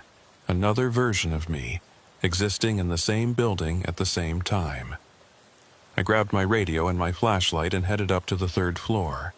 When I burst through the stairwell door, the hallway was empty, but I could hear footsteps, fading away, as if someone had just turned a corner.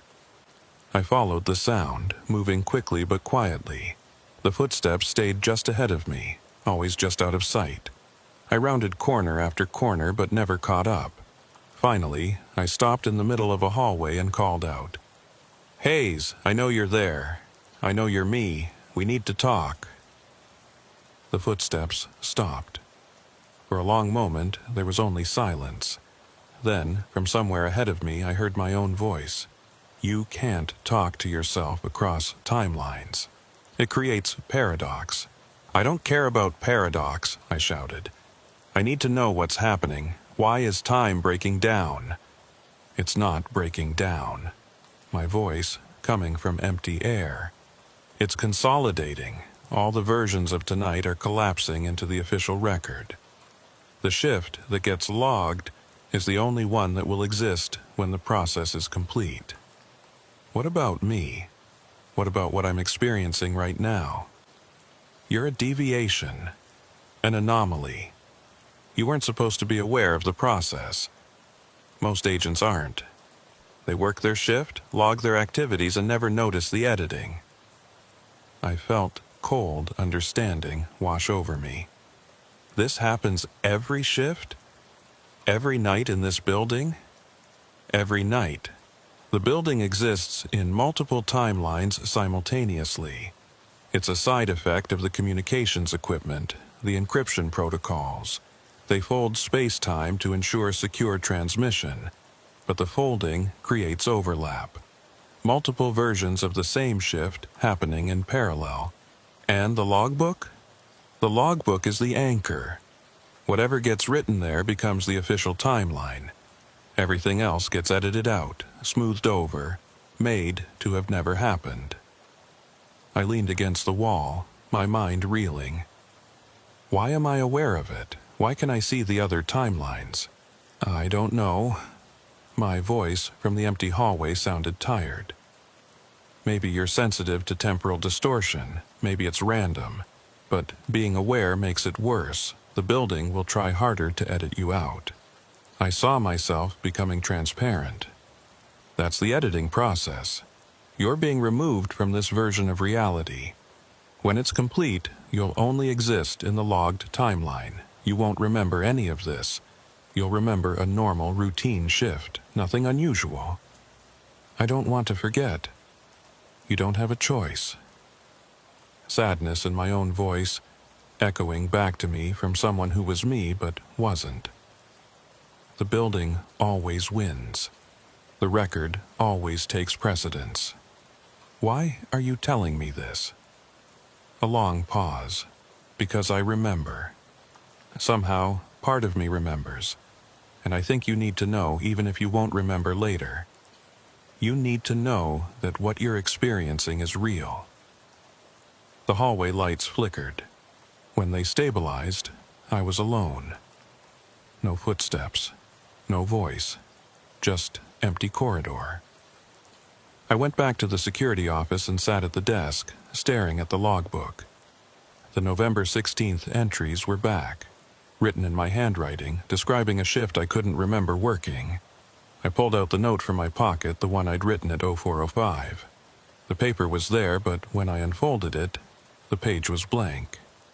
The ink had vanished or had never existed.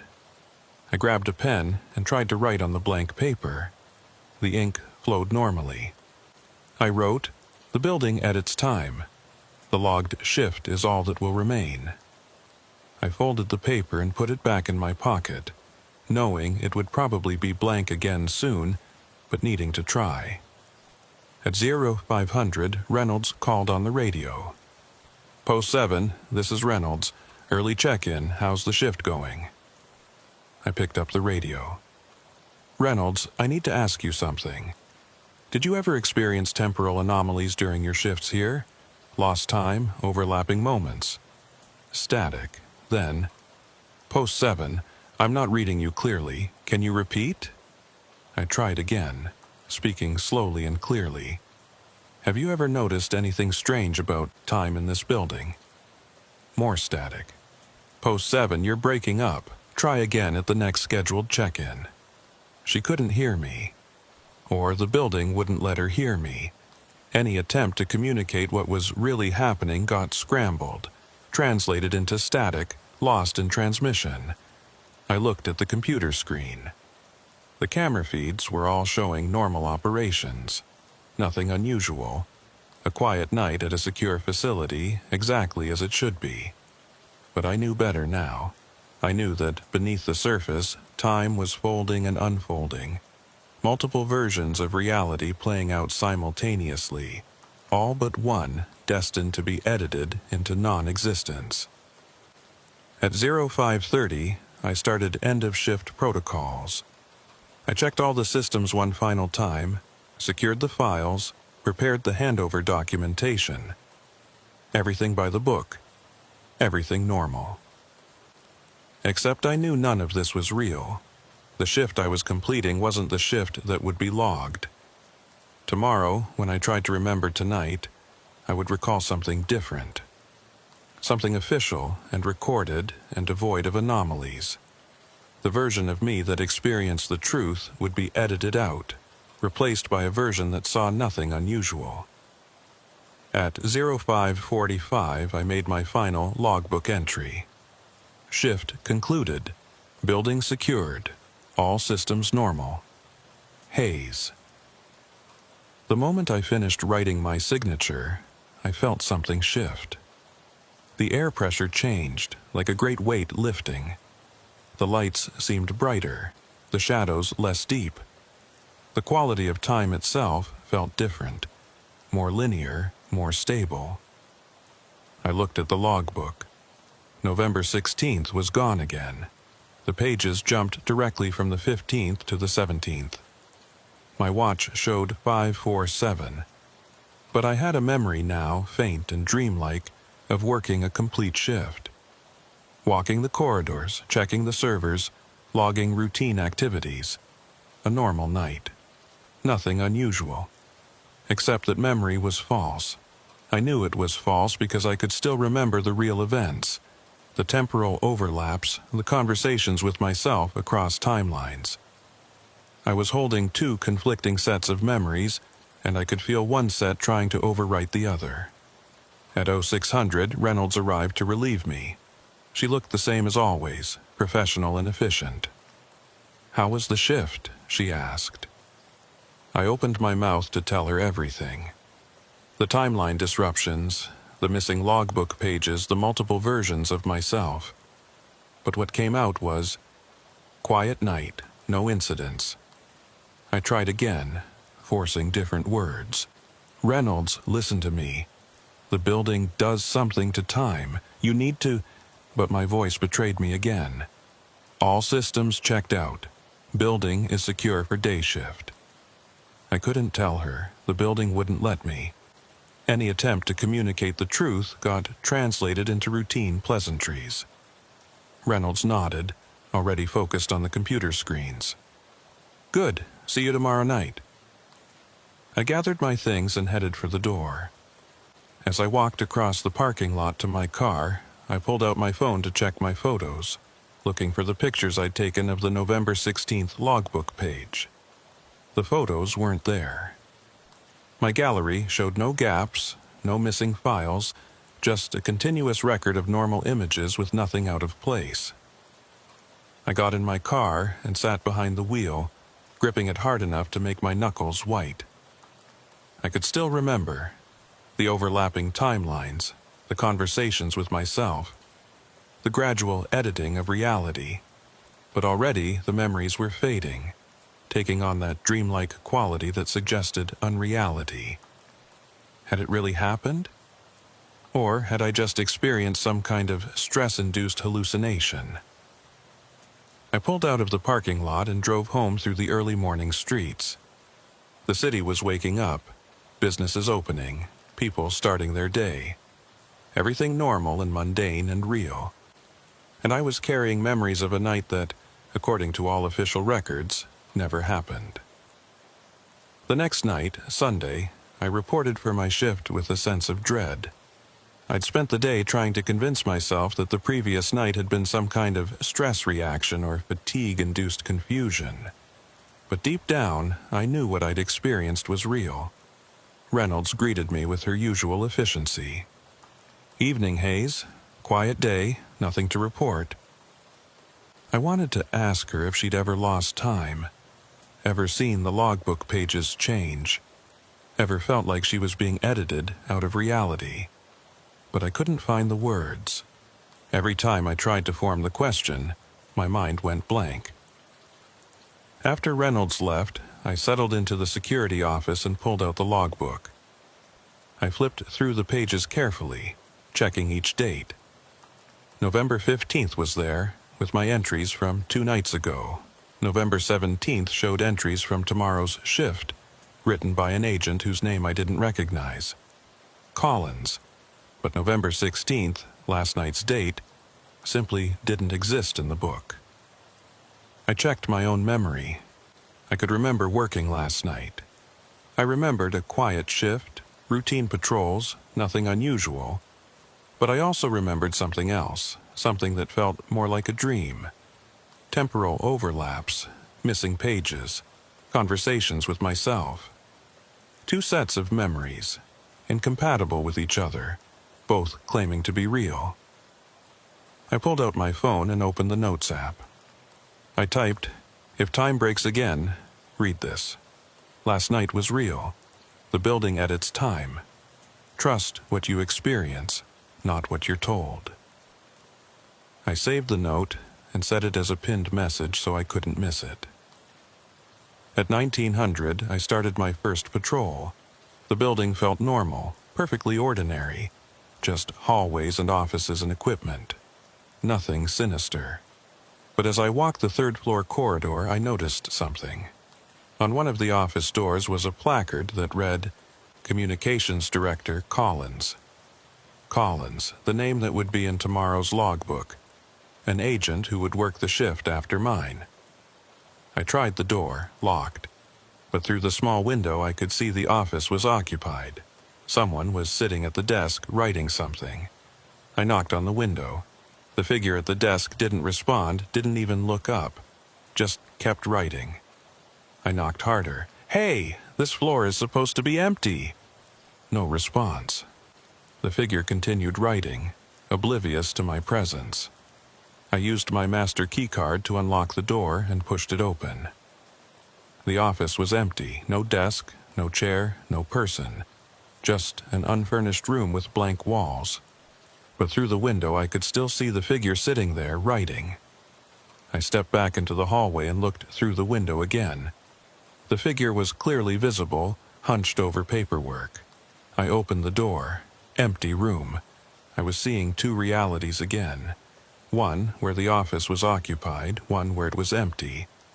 And I could perceive both simultaneously.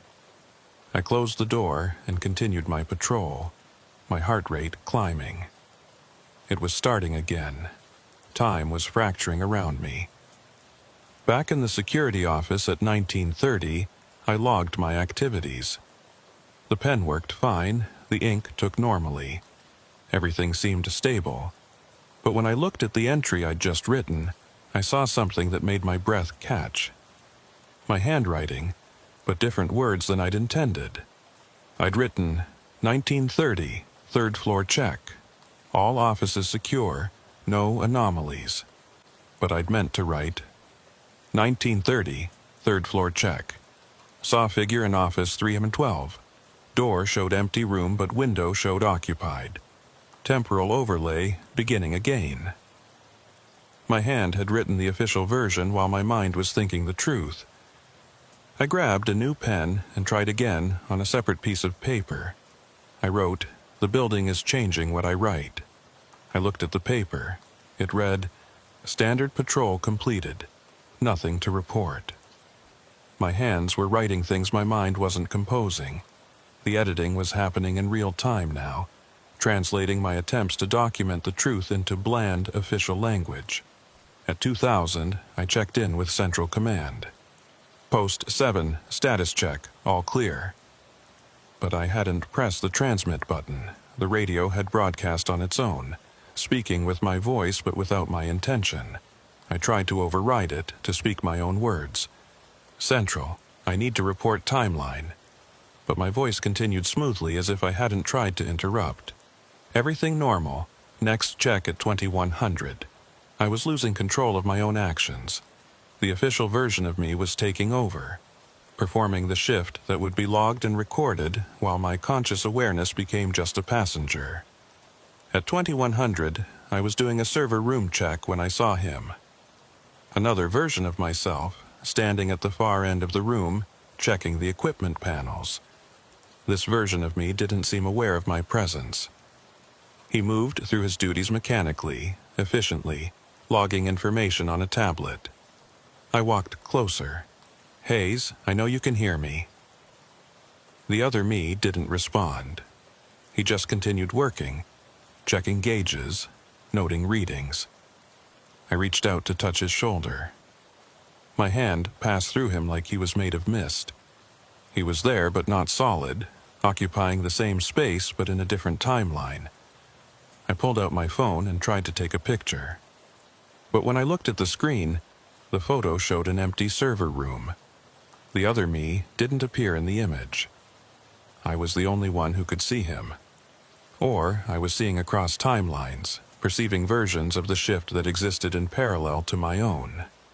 The other me finished his check and walked toward the door. As he passed, he suddenly stopped and turned to look directly at me. For a moment, our eyes met. His expression showed confusion and recognition. Then he spoke. "You're still aware?" "Yes," I said. "Are you?" "I think so, but I'm not sure which version is real.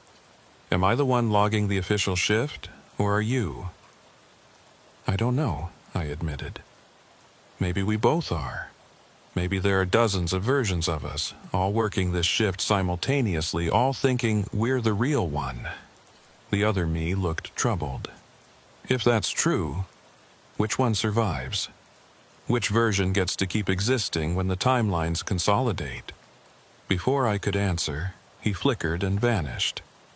Just gone, like a candle blown out. I stood alone in the server room, surrounded by humming equipment, feeling more isolated than I'd ever felt in my life. At 2200, I found myself back at the security desk with no memory of returning there. I'd lost 10 or 15 minutes, a gap in my awareness where my body had apparently continued working while my consciousness was absent. I checked the logbook. New entries had appeared, written in my hand documenting activities I didn't remember doing. 21:30. Checked external perimeter. All access points secure. 21:45. Responded to motion sensor alert on second floor. False alarm, equipment adjustment. I had no recollection of any of this. But the logged version of me had apparently experienced these events and recorded them faithfully. I was splitting. My awareness and my physical actions were diverging, becoming separate entities. The official me was performing the shift while the conscious me was trapped in a state of disconnected observation. At 2300, I decided to try an experiment. I went to the third floor and positioned myself in the middle of the long corridor. Then I waited. According to the pattern I'd observed, I should see myself patrolling this hallway at some point. Another version, in another timeline, performing the same duties. I waited. 5 minutes, 10, 15, then I heard it. Footsteps on the stairs. The door at the far end opened and I saw myself walk through. This version of me moved purposefully down the corridor, checking doors. When he reached the middle, where I was standing, he walked right through me. No collision, no acknowledgement. He occupied the same space I did, but in a different slice of time. I turned and followed him, watching myself work. He was thorough, professional, exactly as I would be, but his movements had an automated quality, like he was following programming rather than making conscious decisions. When he reached the end of the corridor and entered the stairwell, I tried an experiment. I ran ahead, taking a different route, and positioned myself at the bottom of the stairs before he could get there. The door opened and he emerged. I stood directly in his path. He walked through me again without slowing down, without any indication that he perceived me at all. But as he passed through my position, I felt something. A jolt of connection, a momentary overlap of consciousness. For just an instant, I could feel what he was feeling, think what he was thinking. He wasn't aware of the temporal anomalies. His experience was of a normal shift, routine and unremarkable. He was content, calm, doing his job well. He was the version that would be preserved, the version that matched the official record, and he had no idea that other versions of himself were struggling with the knowledge of what the building really was. At midnight, I sat in the security office and wrote a note to myself on a piece of paper. You are aware of the timelines. Don't let them make you forget. I folded the note and put it in my breast pocket, right over my heart. Maybe proximity to something vital would help it survive the editing process. At 0100, my radio came to life with a voice I didn't recognize. Agent Hayes, this is Agent Collins. Can you read me? Collins, the agent who would work tomorrow night's shift. Collins, this is Hayes. You're not scheduled until tomorrow. Why are you on this channel? Tomorrow? Collins sounded confused. Hayes, it's Monday night. I'm here for my shift. Why are you still on this frequency? I looked at my watch. Sunday night, 0105. Collins, it's still Sunday. You're a day early. No, Hayes, it's Monday. November 17th. You should have clocked out hours ago. I pulled out my phone. The date display showed November 17th, but that was impossible. I'd just started my shift 4 hours ago. It was still Sunday, still November 16th. Except, according to my phone, an entire day had passed without me experiencing it. Collins, listen to me carefully. The building does something to time.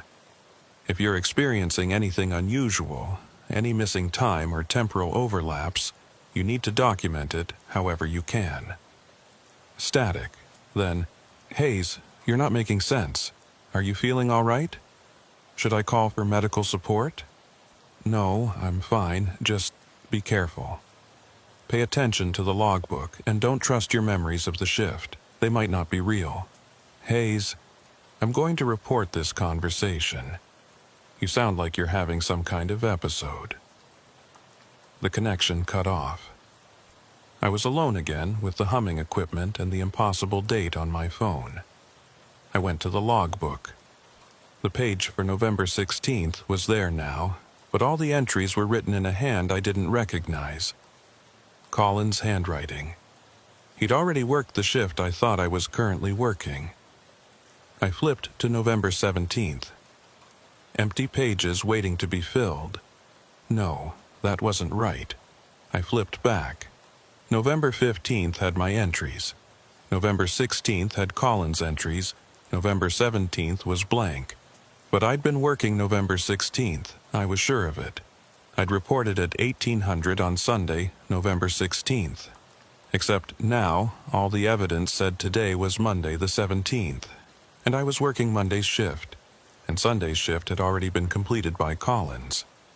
An entire day had been edited out of my experience. I'd lost Sunday, lost my shift, lost a full rotation of the Earth. I pulled the note from my pocket, the one I'd written at midnight reminding myself that I was aware of the timelines. The paper was blank. I was being erased systematically, not just edited, but removed entirely. Soon, there would be no evidence I'd ever been aware of the temporal anomalies. I would just be another agent working routine shifts, logging standard activities, never noticing the impossible folding of time that surrounded me. At 200, I heard footsteps in the hallway outside the security office. I looked at the camera feed. The hallway was empty, but the footsteps continued getting closer. The doorknob turned. I stood up, hand on my weapon, facing the door.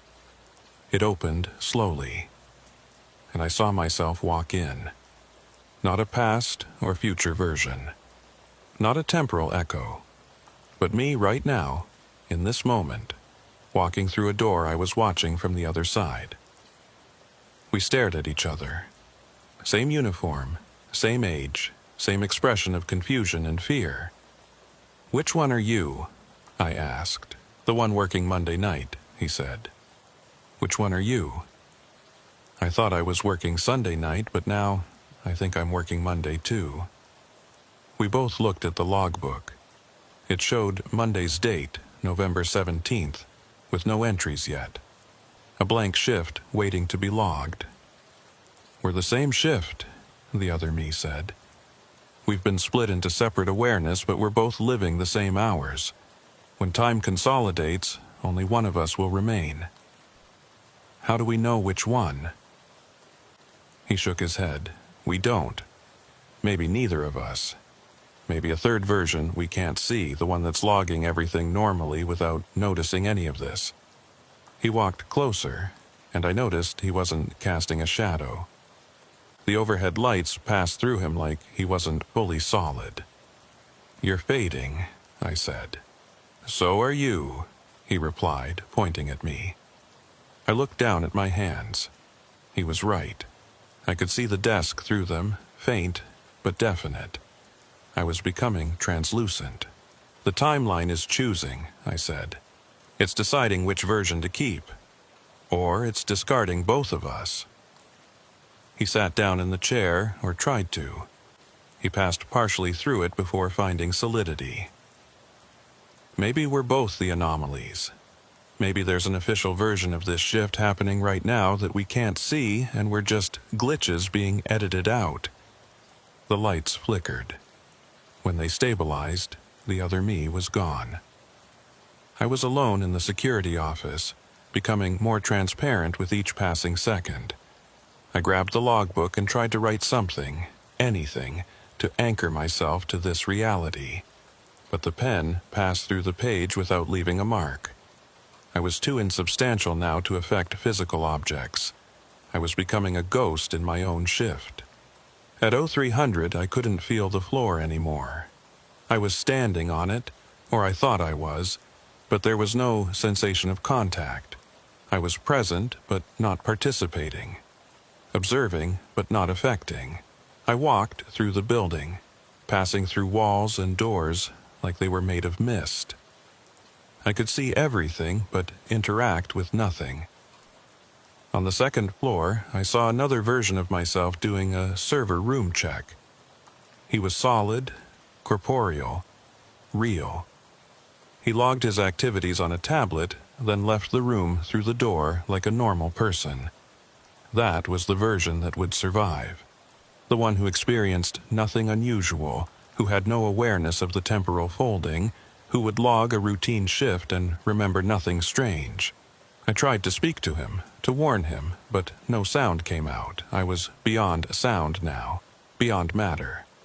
Just a consciousness drifting through a building that no longer acknowledged my existence. At 0400, I found myself in the security office without having walked there. I was just there, sitting at the desk or hovering near it.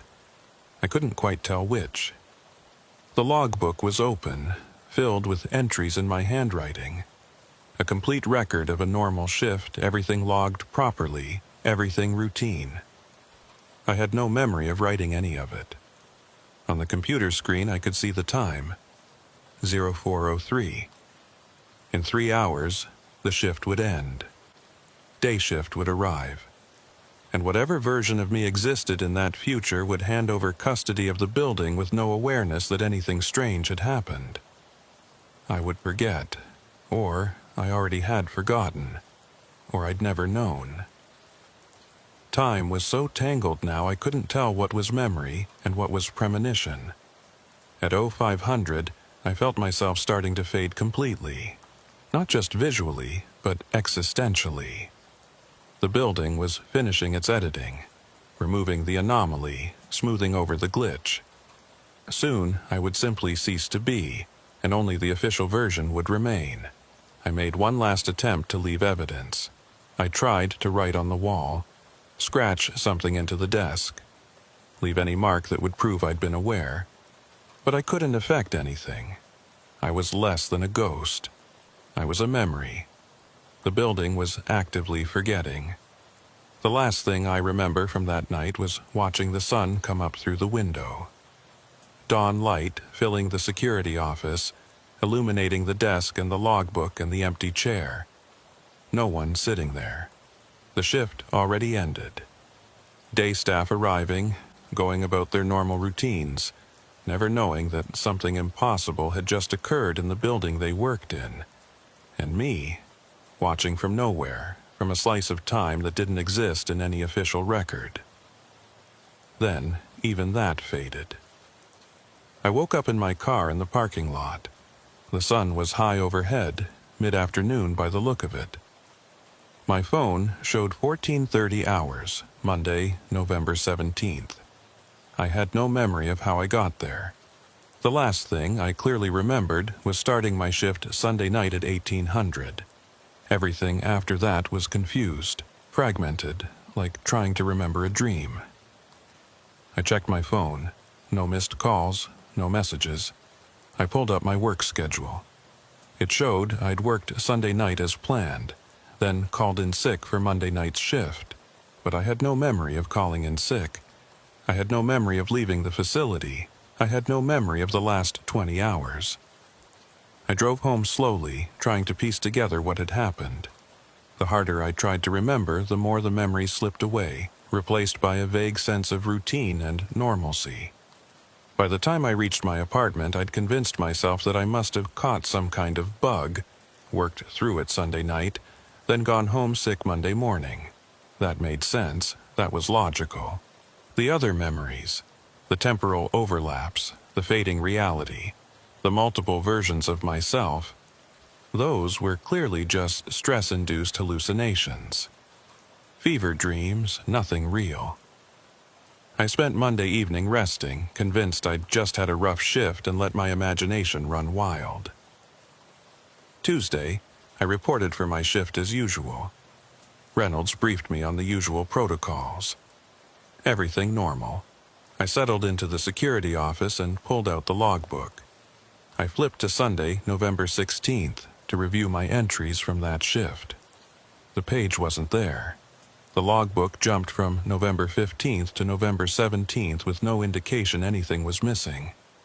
I stared at the impossible gap. A full day, missing from the official record.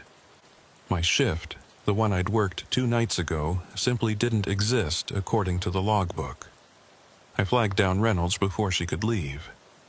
The logbook is missing a page. November 16th. She looked at the book, flipped through it carefully. I'm not seeing any missing pages, Hayes. The dates are sequential. But Sunday's shift isn't here, the 16th. Reynolds looked at me oddly. Hayes, the 16th was Monday. You called in sick, remember? Collins covered your shift. His entries are right here, November 16th. She pointed at the page. It clearly showed November 16th, with entries and handwriting I didn't recognize. Collins's shift. That's not right, I said. I worked Sunday the 16th. I remember starting my shift. Hayes, Sunday was the 15th. You worked that shift. Here are your entries. Then you called in sick Monday the 16th. Collins covered for you. And today is Tuesday the 17th, your regular shift. See? All accounted for. She showed me the calendar. She was right. November 16th had been a Monday. Sunday was the 15th. But I had crystal clear memories of reporting for work on Sunday the 16th. I remembered Reynolds briefing me. I remembered the date on the logbook. Except now, all evidence showed I was wrong. The calendar, the logbook, Reynolds' account, everything contradicted my memory. Are you feeling all right? Reynolds asked, concerned now. Maybe you should take another night. You might still be sick. No, I'm fine, I said quickly. Just confused about dates. I'll be fine. After she left, I sat in the security office and pulled out my phone. I checked my work logs, my personal calendar, everything I could think of. They all showed the same thing. I'd worked Friday the 14th, Sunday the 15th, and was now working Tuesday the 17th. The 16th had been my scheduled night off. I'd called in sick, and Collins had covered. But I didn't remember calling in sick. I didn't remember being sick on Monday. I remembered working Sunday night, the 16th. I remembered temporal anomalies, overlapping timelines, multiple versions of myself. Two conflicting sets of memories, both claiming to be real, but only one supported by evidence. I tried to call Collins to ask him about his shift on the 16th, but there was no Collins in the facility directory. I checked the logbook again. The entries for the 16th were clearly there, but I couldn't read them. Every time I tried to focus on the words, they seemed to blur and shift. At 2100, I did my first patrol. The building felt normal. I checked the third floor, walked past Office 312. The placard on the door read Storage Room 312. No mention of any Collins. I opened the door. Empty storage space exactly as it should be. I walked the entire floor, checking every office. None of them showed any signs of recent occupancy. They all had that abandoned quality of spaces that hadn't been used in years. Yet someone named Collins had supposedly worked a shift here Monday night and logged the activities in the official book. Back in the security office, I tried an experiment. I grabbed a pen and wrote in the logbook, 2115, third floor check. Investigated discrepancy regarding missing shift log. I watched the words as I wrote them. They looked normal, permanent ink on official paper. I looked away for a moment, then looked back. The entry had changed. It now read, 2115, third floor check. All offices secure. No anomalies. I grabbed the pen and immediately wrote below it. Previous entry altered.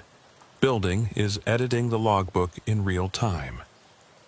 I kept my eyes fixed on the words, refusing to look away. But even as I watched, the letters began to shift and rearrange. Within seconds, the entry read, 2120, continued patrol. Everything normal. The building was actively rewriting the record while I watched, not even trying to hide it anymore. I pulled out my phone and took a picture of the page before it could change again. The photo showed normal entries. Nothing about alterations or editing. The building was changing reality itself. Not just records, but perception, memory, everything. At 2200, I heard footsteps in the hallway. I grabbed my flashlight and weapon and went to investigate. The third floor corridor was empty, but the footsteps continued. They seemed to come from everywhere and nowhere, echoing in impossible ways. I followed the sound to Office 312. The door was closed, but I could hear someone moving inside.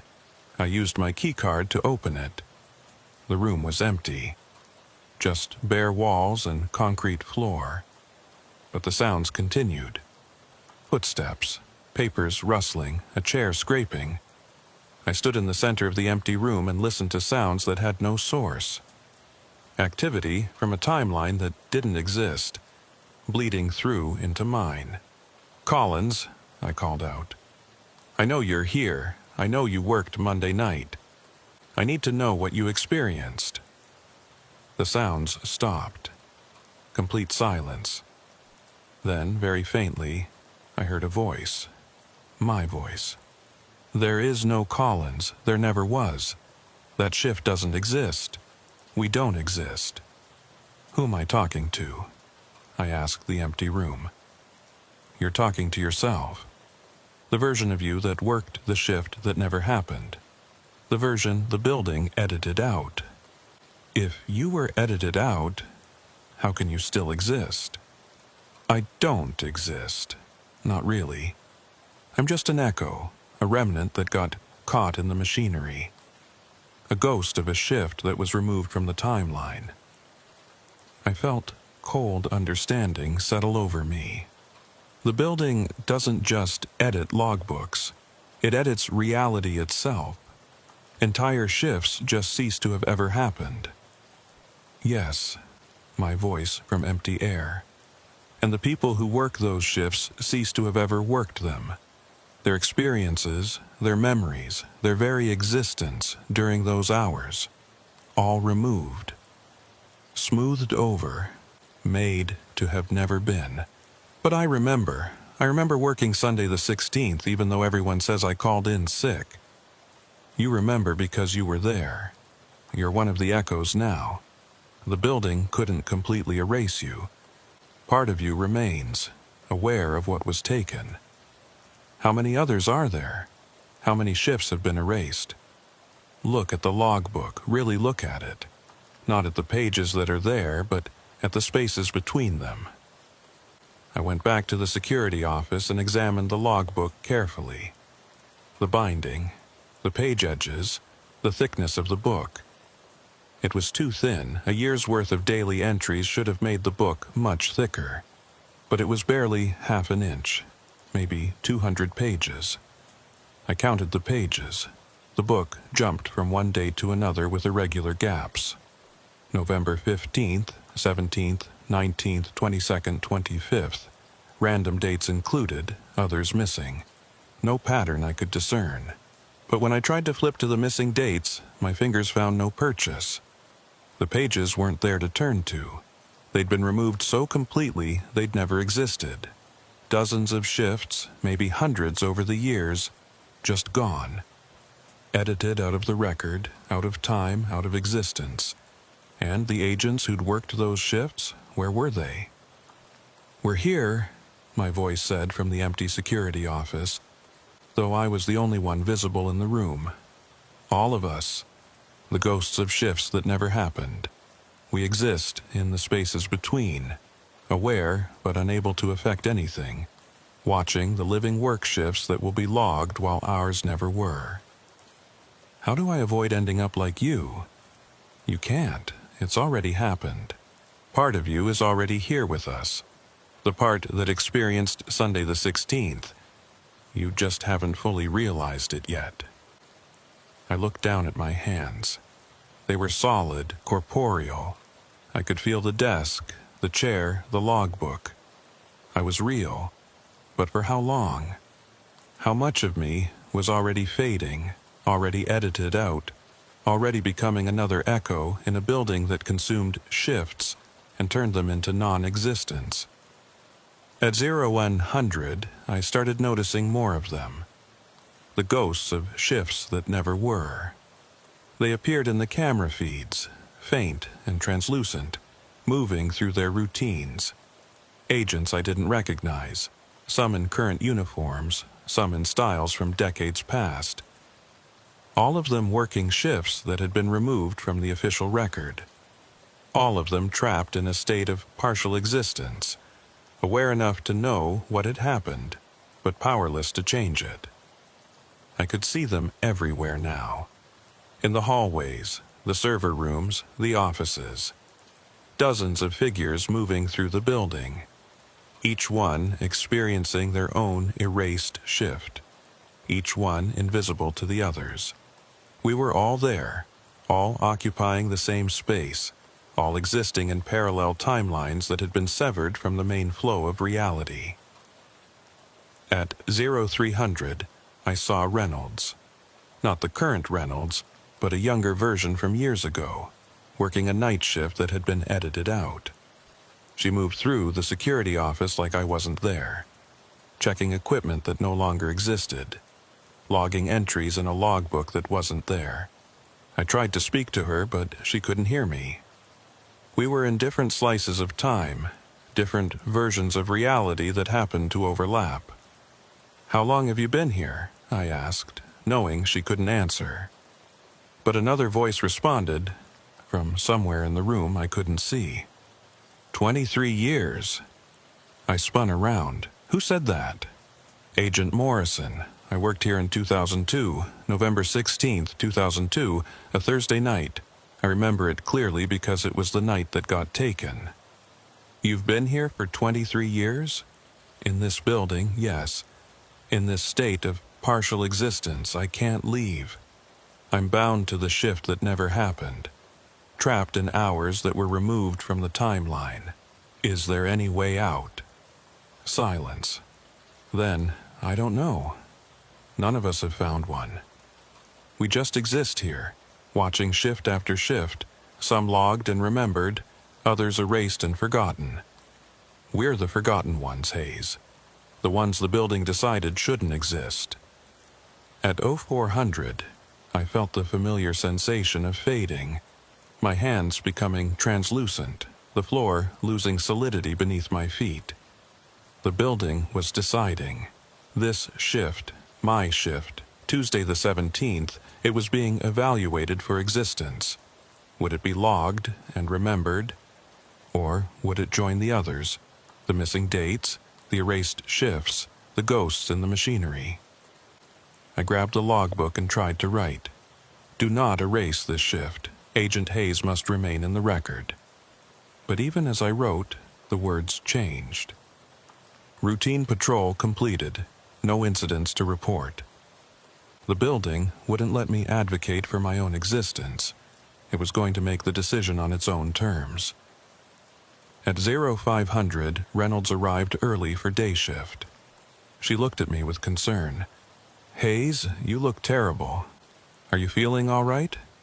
I'm fine, I said, though I could barely feel my own mouth forming the words. Just a long night. Well, get some rest. I'll take over from here. I gathered my things and headed for the door. With each step, I felt more substantial, more solid. Maybe the building had decided to let this shift remain. Maybe I'd survived the editing process. I got to my car and sat behind the wheel. Everything felt real. The steering wheel under my hands, the seat beneath me, the key in the ignition. I started the engine and drove home through the early morning light. The city was waking up around me, everything normal, everything mundane. But I couldn't shake the feeling that I was forgetting something. Something important. Something about my shift that I needed to remember. By the time I reached my apartment, the feeling had faded. Just residual anxiety from a long night. Nothing more. I fell into bed and slept dreamlessly. When I woke up that evening, I checked my work schedule. It showed I was off tonight, Wednesday the 18th. My next shift was Friday the 20th. Wait, that wasn't right. I'd worked Tuesday night. My next shift should be Wednesday, not Friday. I checked my phone calendar. It showed I'd requested Wednesday off weeks ago for a dental appointment. But I didn't remember making that request. I didn't have any dental appointments scheduled. I called the facility. Reynolds answered. Hey, Hayes, what's up? I'm just checking my schedule. I'm off tonight, right? That's right. You requested Wednesday off last month. Agent Grant is covering for you. Grant? I didn't recognize the name. Yeah, new guy, just transferred in. He's working Wednesday nights for the next month while he gets oriented. I thanked her and hung up. Something was wrong. My schedule had changed, and I had no memory of requesting the time off. I pulled out the calendar and looked at the dates. November 15th, 17th, 19th, 20th, my shifts. The 16th and 18th were marked as days off, covered by Collins and Grant, respectively. But I had no memory of Collins or Grant, and I had no memory of requesting those days off. I got in my car and drove to the facility. I needed to see the logbook, to check the entries, to confirm that those shifts had actually happened without me. Reynolds seemed surprised to see me. Hayes, I thought you were off tonight. I am. I just need to check something in the logbook. Won't take a minute. She looked hesitant, but let me in. I went straight to the security office and pulled out the logbook. I flipped to November 16th.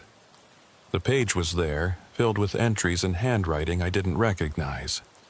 I flipped to November 18th, today, another page, more entries in different handwriting.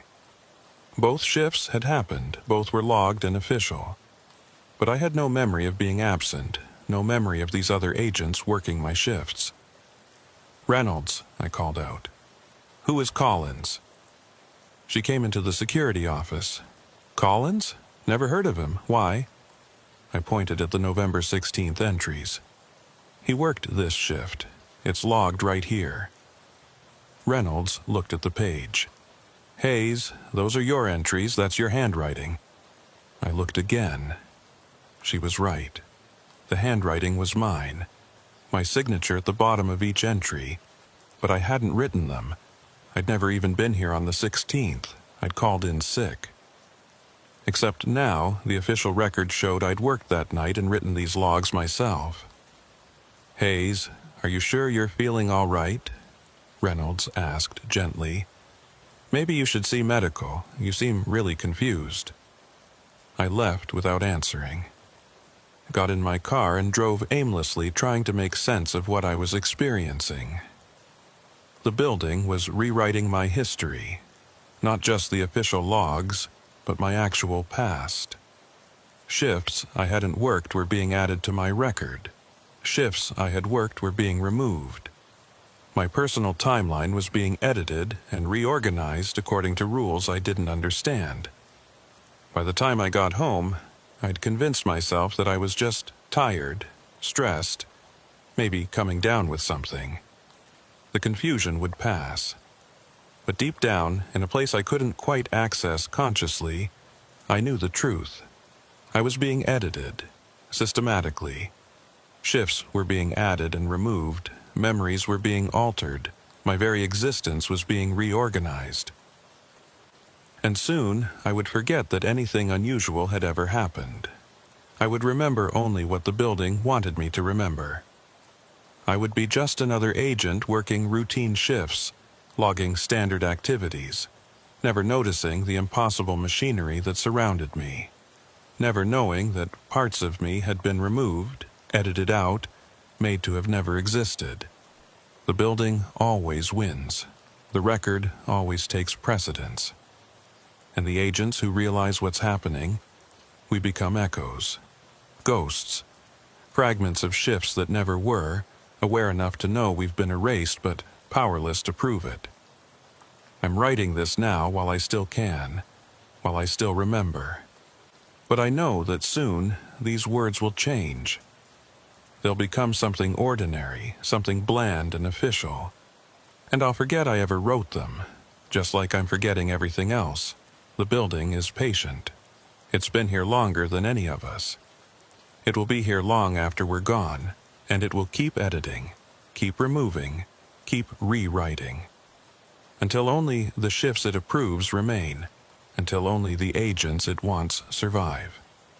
The rest of us will be here, in the spaces between, in the hours that never happened, in the timeline that was erased. We'll be the ghosts in the machinery. The shifts that were never logged. If you're reading this, if somehow these words survived the editing process, please know that we exist. We're real. We were there.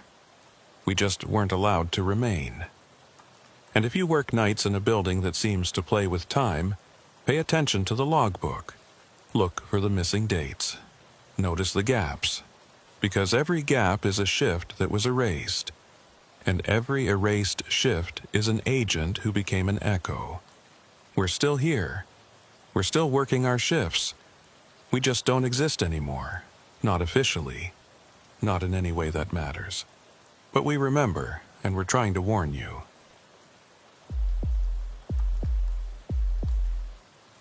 My name is Grant, and I've been with the United States Secret Service for 8 years. I've protected presidents, secured foreign dignitaries, and worked more high-stress details than I can count.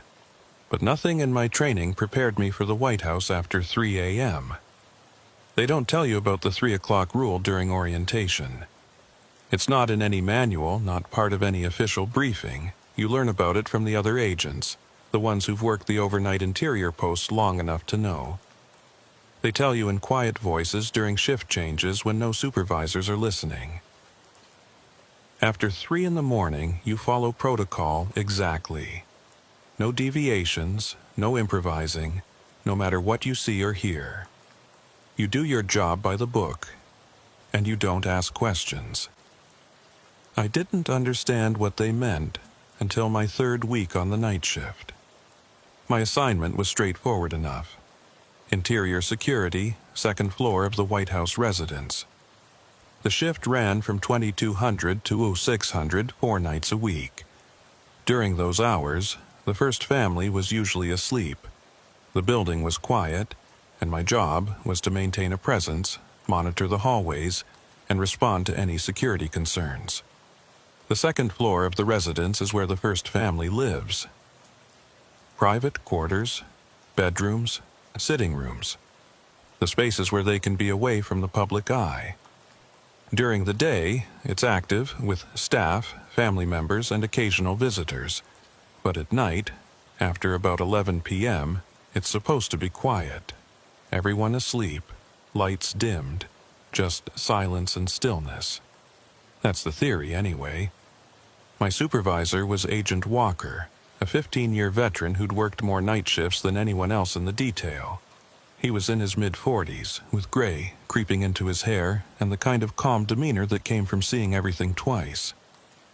On my first night, Walker walked me through the protocols. "Your post is here," he said, indicating a position near the center hall. "You maintain visibility of the main corridor. You check in every 30 minutes on the radio, and you respond to any unusual activity." "Define unusual," I said. Walker paused, choosing his words carefully. "Anything that deviates from normal residential patterns. Unexpected movement, unauthorized persons, security system alerts. Use your judgment." "What about the first family? If they can't sleep and decide to walk around?" "You maintain a respectful distance, you don't engage unless engaged, and you log it in your report. But honestly, that almost never happens. Most nights, once everyone's asleep by 11 or so, they stay asleep until morning." He showed me the posting log, a simple clipboard where I'd note the time of my checks and any observations. The previous week's entries were mind-numbingly boring. 23:30, corridor check, all quiet. 00:00, hourly check, no activity. 00:30, routine patrol, building secure. Walker looked at me seriously. "Grant, I need you to understand something. This is an easy post if you follow the rules. Stay alert, log your activities, don't overthink things. Can you do that?" "Of course," I said. "Good." He hesitated, then added, "And if you notice anything strange after 3 in the morning, just maintain protocol. Don't investigate too deeply. Don't try to explain it. Just note it if necessary and move on." "What kind of strange things?" "You'll know if it happens. Just remember what I said. Protocol first, always." That should have been a clearer warning. But I was new, confident, and certain I could handle anything the assignment threw at me. Walker left at 22:30, and I took my post in the center hall. The second floor was quiet, just as he'd described. Soft lighting from wall sconces, thick carpet muffling any sound. The kind of stillness you only get in a building after everyone's gone to bed. I did my first check at 2300, walked the main corridor, checked the side hallways, confirmed all the doors were closed, everything normal. I logged it and returned to my post. The next few hours passed slowly. I did checks every 30 minutes, radioed in my status, maintained my position. Around midnight, I heard some movement from one of the bedrooms. Footsteps, the sound of a bathroom door closing. Normal nighttime activity. I noted it in the log and continued my watch. At 0100, I did another patrol. The building felt different at this hour, more isolated. During earlier checks, I could still sense the residual energy of the day, like the building was still settling. But after 1 in the morning, that faded completely. It felt like I was the only person awake in the entire structure. I checked the treaty room, the center hall, the west sitting hall, all secure. started to head back to my post. That's when I noticed the temperature had dropped. Not dramatically, but enough to notice. I could see my breath fogging slightly in the air. I made a note to mention it to maintenance in the morning. Old buildings had climate control issues. At 200, I radioed in my status. Second floor post, hourly check, all clear. The response came back. Copy that. Weather's changing outside, might affect building temperature. Let us know if it becomes an issue. So they'd noticed it too. That was reassuring. Just a normal fluctuation. At 0:30, I was standing at my post when I heard something that made me pause. Music. Very faint, barely audible, coming from somewhere down the hallway. I listened carefully. It sounded like a piano, playing a melody I didn't recognize. Soft, melancholic, the kind of thing you might hear in an old movie. I checked my watch. 0237. Still within normal hours. Maybe someone couldn't sleep and was playing music quietly. It wasn't unheard of. I walked toward the sound, moving quietly down the hallway. The music seemed to be coming from the direction of the yellow oval room. As I got closer, the melody became clearer. Definitely a piano, playing with skill, someone who knew what they were doing. I reached the door to the yellow oval room. It was closed, but I could hear the music clearly now, coming from inside. I knocked softly. "Excuse me, this is Agent Grant. Is everything all right?" The music stopped immediately. Complete silence. I waited for a response. None came. I knocked again. "Sir, ma'am, I'm going to need verbal confirmation that everything is okay." Still nothing. I tried the door handle. Locked. I pulled out my master key and unlocked it, pushing the door open slowly. The room was empty. No piano, no person, no music. Just furniture and shadows. I stepped inside and looked around carefully. The yellow oval room didn't have a piano. Never had, as far as I knew. It was furnished with couches and chairs, antique pieces that had been there for years. I checked the room thoroughly. Nothing out of place, no sign of any disturbance, but I definitely heard music coming from this room. I closed the door and locked it, then radioed in. Second floor post. Investigated possible audio source in yellow oval room. Room is secure, no occupants, no issues found. Copy that. Could have been sound traveling from another area, old building acoustics. That made sense. Sound did strange things in historical buildings. I logged the incident and returned to my post. At 02:45, I noticed the lights in the hallway seemed dimmer than before. Not off, just reduced, like someone had lowered them using a dimmer switch. I checked the control panel near my post. Everything was set to normal levels, but the lights were definitely dimmer. I could barely make out the far end of the hallway now. I radioed in again. Second floor post. Lighting appears to have decreased. Possible electrical issue. Stand by, we'll check the systems. I waited. The lights stayed dim. The temperature seemed to have dropped further. My breath was clearly visible now. At 02:55, my radio crackled. Second floor post. Our systems show all lighting and climate control operating normally. Are you still experiencing issues? I looked at the hallway. The lights were dim, the air was cold, those were facts. But according to the monitoring systems, everything was fine. Affirmative, I said.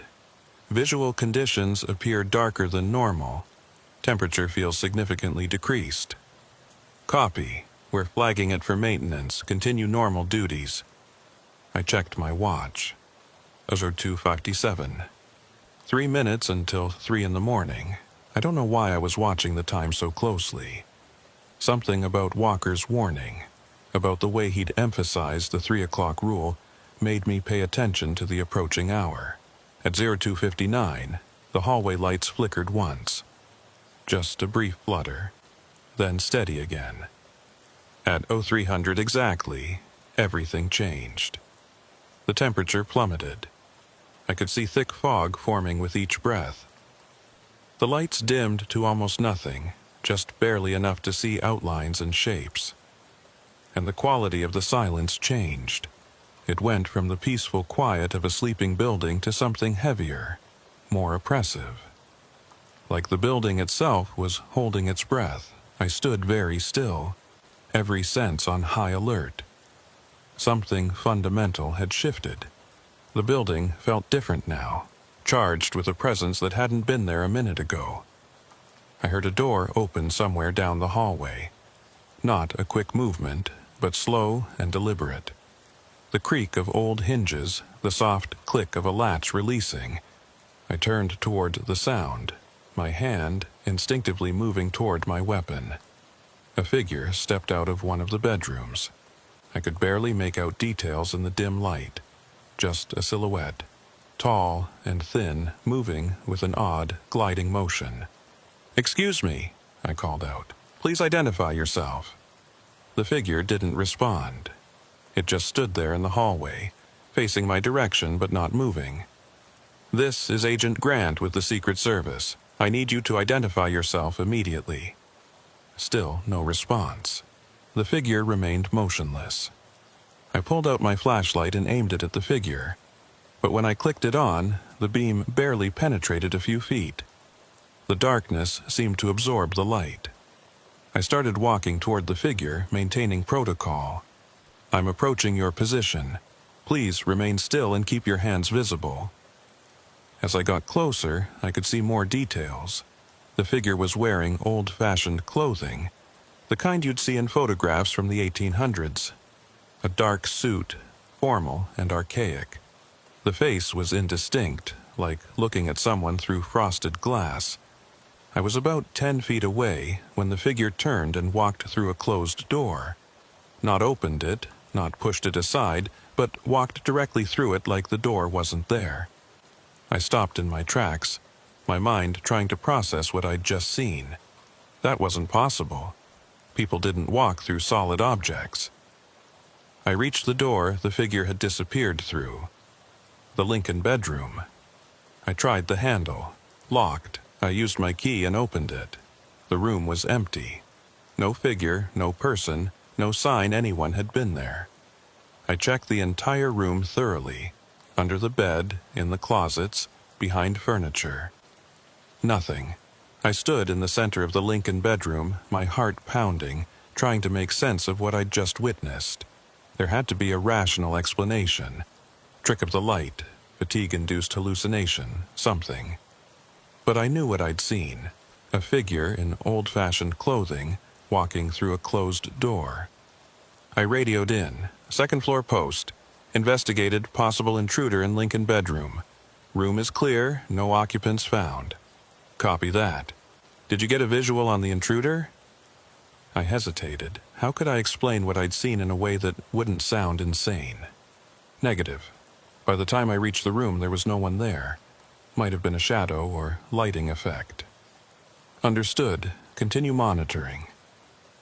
I left the Lincoln bedroom and returned to my post. My hands were shaking slightly. I forced myself to calm down, to breathe steadily, to think rationally. Walker had warned me.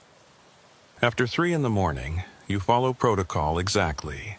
Don't investigate too deeply. Don't try to explain it. Just note it if necessary and move on. He'd known. Somehow, he'd known that strange things happened after 3 a.m. And he'd told me not to dig into it, just to do my job. At 03:15, I heard footsteps. Multiple sets, walking in the hallway above me. But there was no third floor in this section of the building. The ceiling above me was the roof. The footsteps continued for about a minute, then faded away. At 0:30, I saw lights flickering in the east sitting hall. Not the overhead lights, but moving lights like someone walking with a candle. I went to investigate and found the room empty, but I could smell something. Smoke. Not fire smoke, but tobacco smoke. Like someone had been smoking a pipe or cigar. At 03:45, A door at the end of the hallway opened on its own. I watched it swing wide, revealing the dark room beyond. I approached cautiously, weapon drawn now, protocol or not. The room was a guest bedroom, unoccupied according to the schedule. I stepped inside and found it empty, but the bed was unmade. Someone had been sleeping there. The sheets were disturbed, the pillow had an indentation from a head, but no one was supposed to be using this room. It had been vacant for weeks. I checked the sheets, they were warm, recently occupied. I radioed in again. Second floor post. Found evidence of unauthorized occupancy in guest bedroom 214. Investigating. Stand by. A longer pause than usual, then, Grant, what's your current time? I checked my watch. 0347. Another pause. Continue standard protocols. Don't deviate from your posting procedures, clear? There was something in the voice now, a tension I hadn't heard before. Whoever was on the other end of the radio knew what was happening. They knew about the 3 o'clock rule. Clear, I said. I left the guest bedroom and returned to my post. Around me, the White House after 3 in the morning was revealing itself. This wasn't the building I'd been guarding for the past few hours. This was something else, something that only emerged in the deepest part of the night. At 0400, I saw her. A woman in a long white dress, walking down the center hall with purpose. She moved like she belonged there, like she was going about normal business. She walked right past me without acknowledgement, heading toward the west sitting hall. I didn't call out this time. I didn't try to stop her. I just watched as she walked to the end of the hallway and faded from sight, becoming transparent and then nothing. At 0415, I heard voices. A conversation happening in one of the rooms, too muffled to make out words, but clearly 2 people talking. When I investigated, I found empty rooms and silence. At 0430, the lights brightened slightly. The temperature began to rise. The oppressive quality of the air started to lift. At 0445, everything returned to normal. Full lighting, comfortable temperature, the peaceful quiet of a sleeping household. It was like a switch had been flipped, transforming the building back to its ordinary state. I stood at my post, breathing hard, trying to process what I'd experienced over the past hour and 45 minutes. At 0500, Walker arrived for early shift change. He took one look at me and nodded knowingly. You saw them. Them? The others. The ones who are still here after 3 a.m. I didn't know what to say. Walker gestured for me to follow him to a small office down the hall, out of earshot from any monitoring equipment. Look, he said quietly. What you experienced tonight is normal. Well, normal for this building after 3 in the morning. It happens every night. Has happened for as long as anyone can remember. What's happening? Walker shrugged. No one knows for sure. Some people think it's residual energy from all the history this building has seen. Others think it's something about the location, the land itself. A few believe the building exists in multiple time periods simultaneously, and after 3 a.m., the barriers between them get thin. And the service knows about this? Of course we know. Everyone who works nights here eventually experiences it. But it's not something we can put in reports or investigate officially. What would we say? The White House is haunted after 3 in the morning? It would be a media nightmare. So we just ignore it? We acknowledge it privately and follow protocol publicly. We do our jobs, we keep people safe, and we don't make the strange things we see into bigger issues than they need to be. Walker looked at me seriously. Grant, I need to know you can handle this. Can you work nights here knowing what happens after 3? I thought about it. The figures I'd seen, the sounds, the impossible things. but nothing had been threatening. Nothing had actually posed a danger. It was just presence, activity from another time, bleeding through into ours. "I can handle it," I said. "Good, because it gets easier once you know what to expect. And there are rules, unwritten but important, about how to coexist with whatever's happening here." "What rules?" "Don't interact with them directly. Don't try to communicate or make contact. Just observe and move on. Never investigate the Lincoln bedroom between 3 and 4 if you can avoid it. And most importantly, never, ever deviate from standard security protocols, no matter what you see.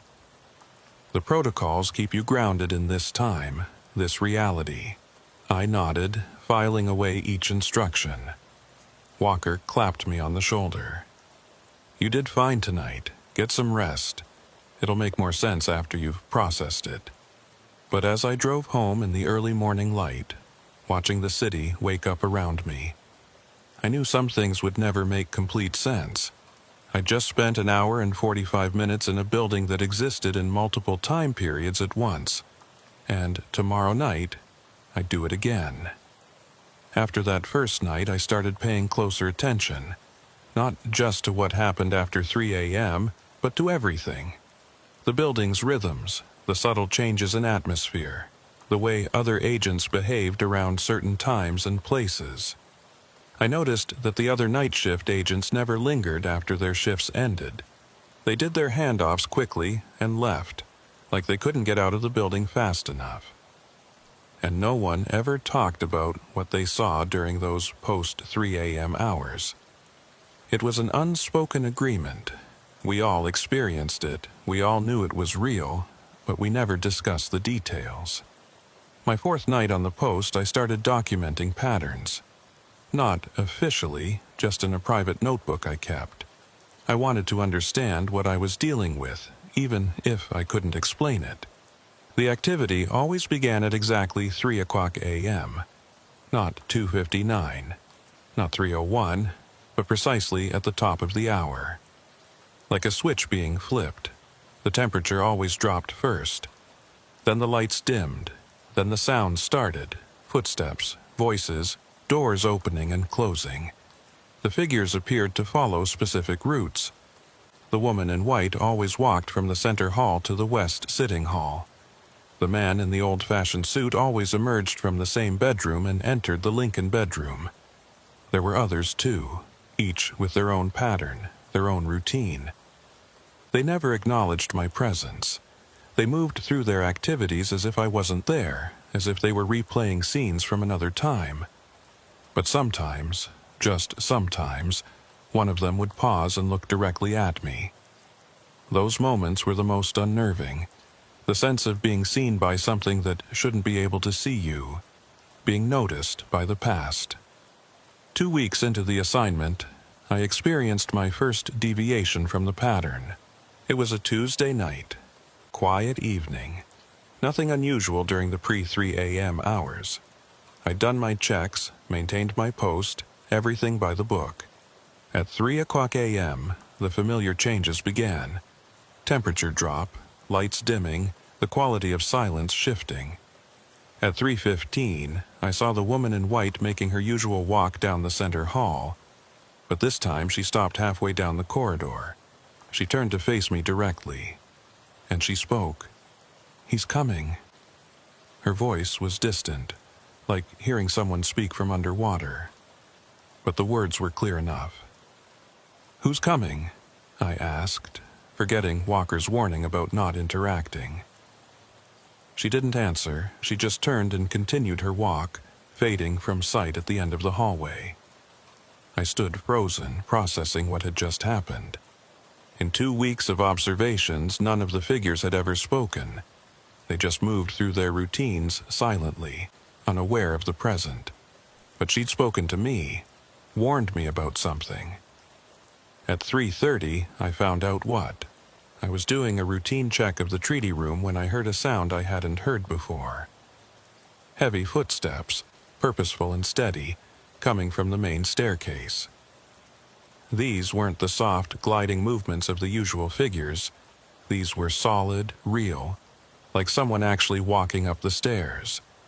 I moved to investigate, hand on my weapon. The footsteps reached the second-floor landing and stopped. I could see a figure standing there. Unlike the others, this one was clear and solid, not translucent or indistinct. A man, tall and broad-shouldered, wearing what looked like a military uniform from the Civil War era. He stood at the top of the stairs, scanning the hallway like he was searching for something. Then his eyes locked on mine. For a long moment we stared at each other. This wasn't like the brief glances I'd gotten from other figures. This was direct, sustained eye contact. He saw me. Really saw me. He started walking toward me. I backed up instinctively. "Sir, this is a restricted area. I need you to stop and identify yourself." He kept walking, his boots heavy on the carpet. As he got closer, I could see more details. The uniform was Union Army, an officer's coat with brass buttons. His face was weathered, hard, the face of someone who'd seen combat. "Sir, I'm ordering you to stop." He didn't stop. He was 10 feet away now, 5 feet. Close enough that I could have reached out and touched him. I drew my weapon. "Stop immediately, or I will—" He walked through me. Not past me, through me.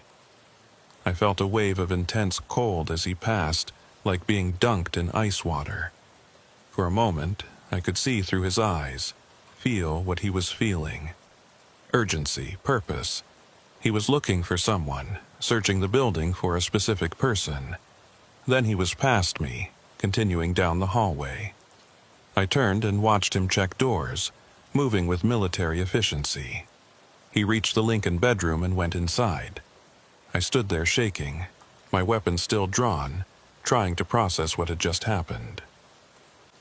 That hadn't been like the other encounters. That figure had been aware, purposeful, searching for something. I gave him a minute, then followed to the Lincoln bedroom. I opened the door carefully.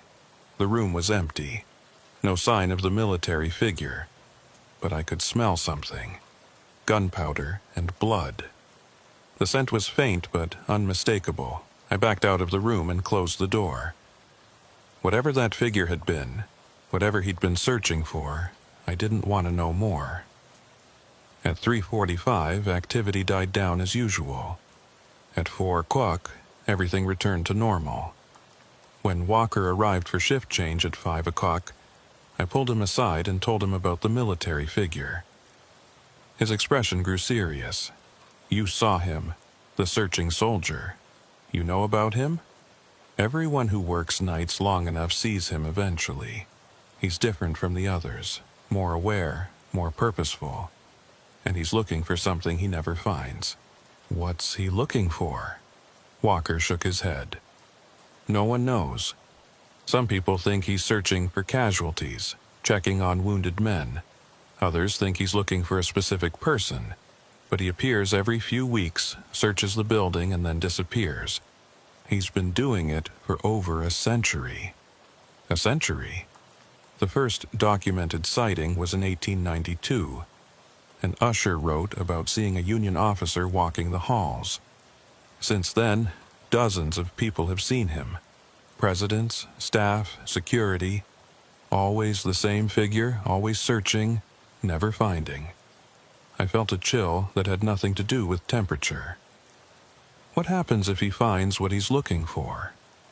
Walker looked at me strangely. "I don't know. No one does. He never has." Over the next few weeks, I cataloged more patterns and variations. Some nights were more active than others. Certain dates seemed to trigger increased activity, anniversaries of historical events, dates when significant things had happened in the building. The most active night was always the anniversary of Abraham Lincoln's death, April 14th. I wasn't scheduled that night, but Walker told me about it later. Every door on the second floor had opened simultaneously. Figures had crowded the hallways, dozens of them, moving through scenes from a funeral that had happened 160 years ago. "It's like the building remembers," Walker said. "The stronger the event, the stronger the echo." I started to notice other things too. Small deviations from normal reality that only appeared after 3 a.m.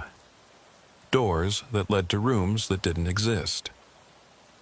I'd open a door to a familiar guest room and find myself looking at a completely different space. A parlor from another era, a bedroom with Victorian furniture. Once, even a makeshift hospital ward with beds lined up in rows. When I'd close the door and open it again, the room would be normal. The modern guest room, exactly as it should be. Mirrors showed reflections that didn't match reality. I'd walk past a mirror and see myself, but also see other figures behind me. People who weren't there when I turned around. Clocks would run backward. I'd watch a wall clock and see the hands moving counterclockwise, time reversing itself. But my watch would show normal progression. The building, after 3 a.m., wasn't just haunted. It was unstable, existing in multiple time periods simultaneously, unable to decide which version of itself was real. One night, about a month into my assignment, I experienced something that made me question whether I was still in my own timeline at all. It started normally enough. The 3 a.m. changes, the temperature drop, the dimming lights. I took my post and prepared for the usual activity. At 3:15, I saw a figure I recognized. Agent Walker. But not the current Walker, a younger version, maybe 10 years younger, wearing the uniform style from a decade ago. He was doing a patrol check, moving down the hallway exactly as I would. When he reached my position, he didn't see me. He looked right through me, the same way the historical figures did. I watched him complete his patrol and return to the posting position. He stood there, alert and professional, doing the job I was currently doing. I was watching a past version of Walker, working a night shift from years ago. The building was showing me its own history, replaying events from its recent past. But then, something stranger happened. I saw myself, another version of me walking down the hallway, doing a patrol check. This version of me was older, maybe 5 years older, moving with the confidence of someone who'd been doing this job for a long time. He walked right past where I was standing. I could have reached out and touched him, but I knew my hand would pass through. He was from the future, working a shift that hadn't happened yet. I was seeing multiple time periods simultaneously, past, present, and future, all occupying the same space, all equally real. The future version of me completed his patrol and returned to his posting position. For a moment, there were 3 of us in the hallway: past Walker, present me, and future me. 3 different times, 3 different shifts, all happening at once. Then, the future me turned and looked directly at where I was standing. Our eyes met. He could see me the same way I could see him. He mouthed something. I couldn't hear the words, but I could read his lips. "Don't trust the protocols." Then he faded, and I was alone in the hallway again, shaking with the implications of what I'd just witnessed. Don't trust the protocols. The rules Walker had given me, the standard procedures that were supposed to keep me grounded in this timeline. My future self was warning me not to rely on them. But why? What did he know that I didn't? At 3:45, I radioed in my hourly check. The response came back normal. Everything seemed fine, but I couldn't shake the warning from my future self. Don't trust the protocols. At 4 o'clock, when things returned to normal, I went to the small office and pulled up the duty logs on the computer. I wanted to see the historical records, check if what I'd been experiencing matched what others had documented. The logs went back decades. I scrolled through them, reading entries from agents long retired or dead. Most were routine. Building secure, no incidents. Completed rounds, all quiet. But occasionally there were other entries. Carefully worded, vague, but hinting at something unusual. Investigated unexplained sounds, unable to determine source. Observed anomalous lighting conditions, reported to maintenance. Responded to movement in unoccupied areas, no intruders found. The agents who'd worked here before me had all experienced the same things, and they'd all used the same careful language, documenting just enough to cover themselves, but not enough to raise alarms. Then I found something that made my blood run cold. An entry from 15 years ago, written by an agent whose name had been redacted. After-hours activity has become increasingly intrusive. Figures are no longer passive observers. They are attempting interaction, and in some cases demonstrating awareness of current timeline. Recommend immediate investigation and potential protocol revision. The entry was dated April 14th, the anniversary of Lincoln's death, and beneath it, in different handwriting, was a supervisor's note. Agent removed from posting. Psychiatric evaluation ordered. No protocol revision necessary. The agent who tried to report what was really happening had been labeled mentally unstable and removed. That's what happened when you tried to make the truth official. I closed the log and sat back, thinking. The service knew what was happening here. They'd known for decades, maybe longer, but they couldn't acknowledge it officially, so they had this unspoken system. Work the shift, observe the anomalies, log it in vague terms, and never push for real answers. And anyone who tried to break that pattern got removed. Don't trust the protocols. My future self had tried to warn me. The protocols weren't designed to keep me safe from the phenomena. They were designed to keep me compliant, to make sure I didn't ask too many questions or demand real explanations. I was being managed, contained, kept in a state of controlled ignorance. At 5 o'clock, when Walker arrived, I almost confronted him about it. But something stopped me. I looked at his tired face, the resignation in his eyes, and I realized he was just as trapped as I was. He knew the truth. He'd probably tried to push for answers early in his career. And he'd learned the same lesson everyone learned. You could either accept the situation and keep your job, or you could fight it and get labeled unstable. Walker had chosen acceptance, and he was trying to guide me toward the same choice. But I wasn't sure I could do that. Not after seeing my future self. Not after reading that redacted entry. Something was escalating. The phenomena weren't just passive historical echoes anymore. They were becoming more aware, more interactive, more present. And the protocols that were supposed to protect us were really just keeping us blind to what was actually happening. 3 months into the assignment, I started noticing changes in the patterns. The phenomena were evolving, becoming more responsive to my presence. The figures that had once moved through their routines without acknowledgement now paused when I walked past. They didn't speak, but they watched, following me with their eyes, tracking my movements. Doors that I'd left closed would be standing open when I returned. Not every door, just specific ones. The Lincoln bedroom, the Queen's bedroom, the treaty room.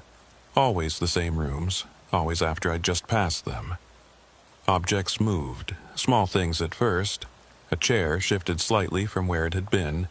A book on a side table opening to a different page. A picture frame turned to face the wall.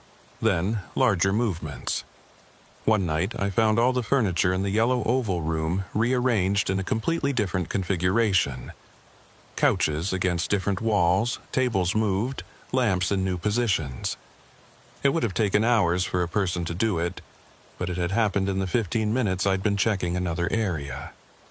The building was interacting with me now. Not threatening, but definitely aware of my presence and responding to it. Walker noticed the change too. You've been here long enough that you're part of the pattern now, he explained. The building recognizes you, accepts you as part of its environment. Is that good or bad? He shrugged. Depends on how you handle it. Some agents found it comforting, like the building was acknowledging them. Others found it deeply unsettling. Just remember the rules. Observe, document if necessary, but don't engage directly. But it was becoming harder to avoid engagement.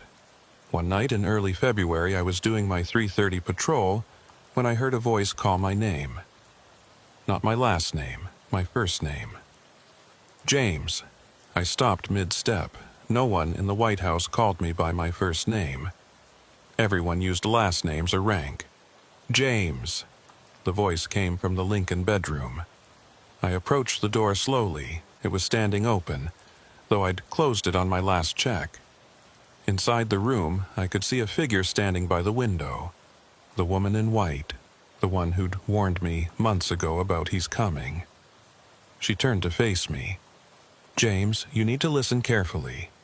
Every protocol told me to walk away, to not engage, to maintain professional distance from the phenomena. But she knew my name, and she was speaking directly to me with clear purpose.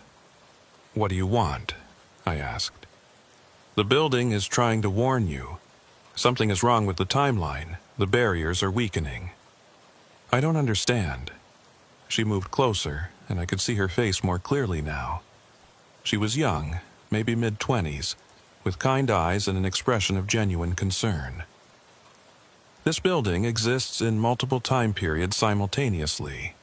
Usually, they remain separate, but recently, they've been bleeding together more and more. Past, present, future, all mixing, overlapping. Why are you telling me this? Because you're aware. Most of the living who work here can see us, but they don't truly acknowledge what's happening. They follow their protocols and ignore what doesn't fit.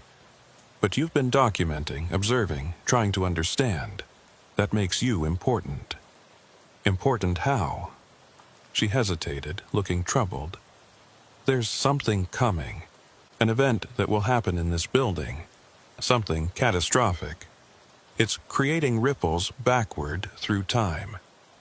That's why the phenomena have been intensifying. The building is trying to warn everyone, but most people can't or won't hear. What kind of event? I don't know the details. I only see the echoes of it. But it's bad, James. Bad enough that it's shaking the foundations of time itself in this place. I felt ice in my veins. When? Soon, within your timeline. Maybe weeks, maybe months. The closer it gets, the more the barriers break down. Before I could ask more, she flickered and faded. Just gone, leaving me alone in the Lincoln bedroom with more questions than answers. I reported the interaction to Walker the next morning. He listened without interruption, his expression growing more concerned as I spoke. You engaged with her, he said when I finished. That breaks protocol. She knew my name, Walker. My first name. How is that possible? He was quiet for a long moment. The building knows things. Knows people.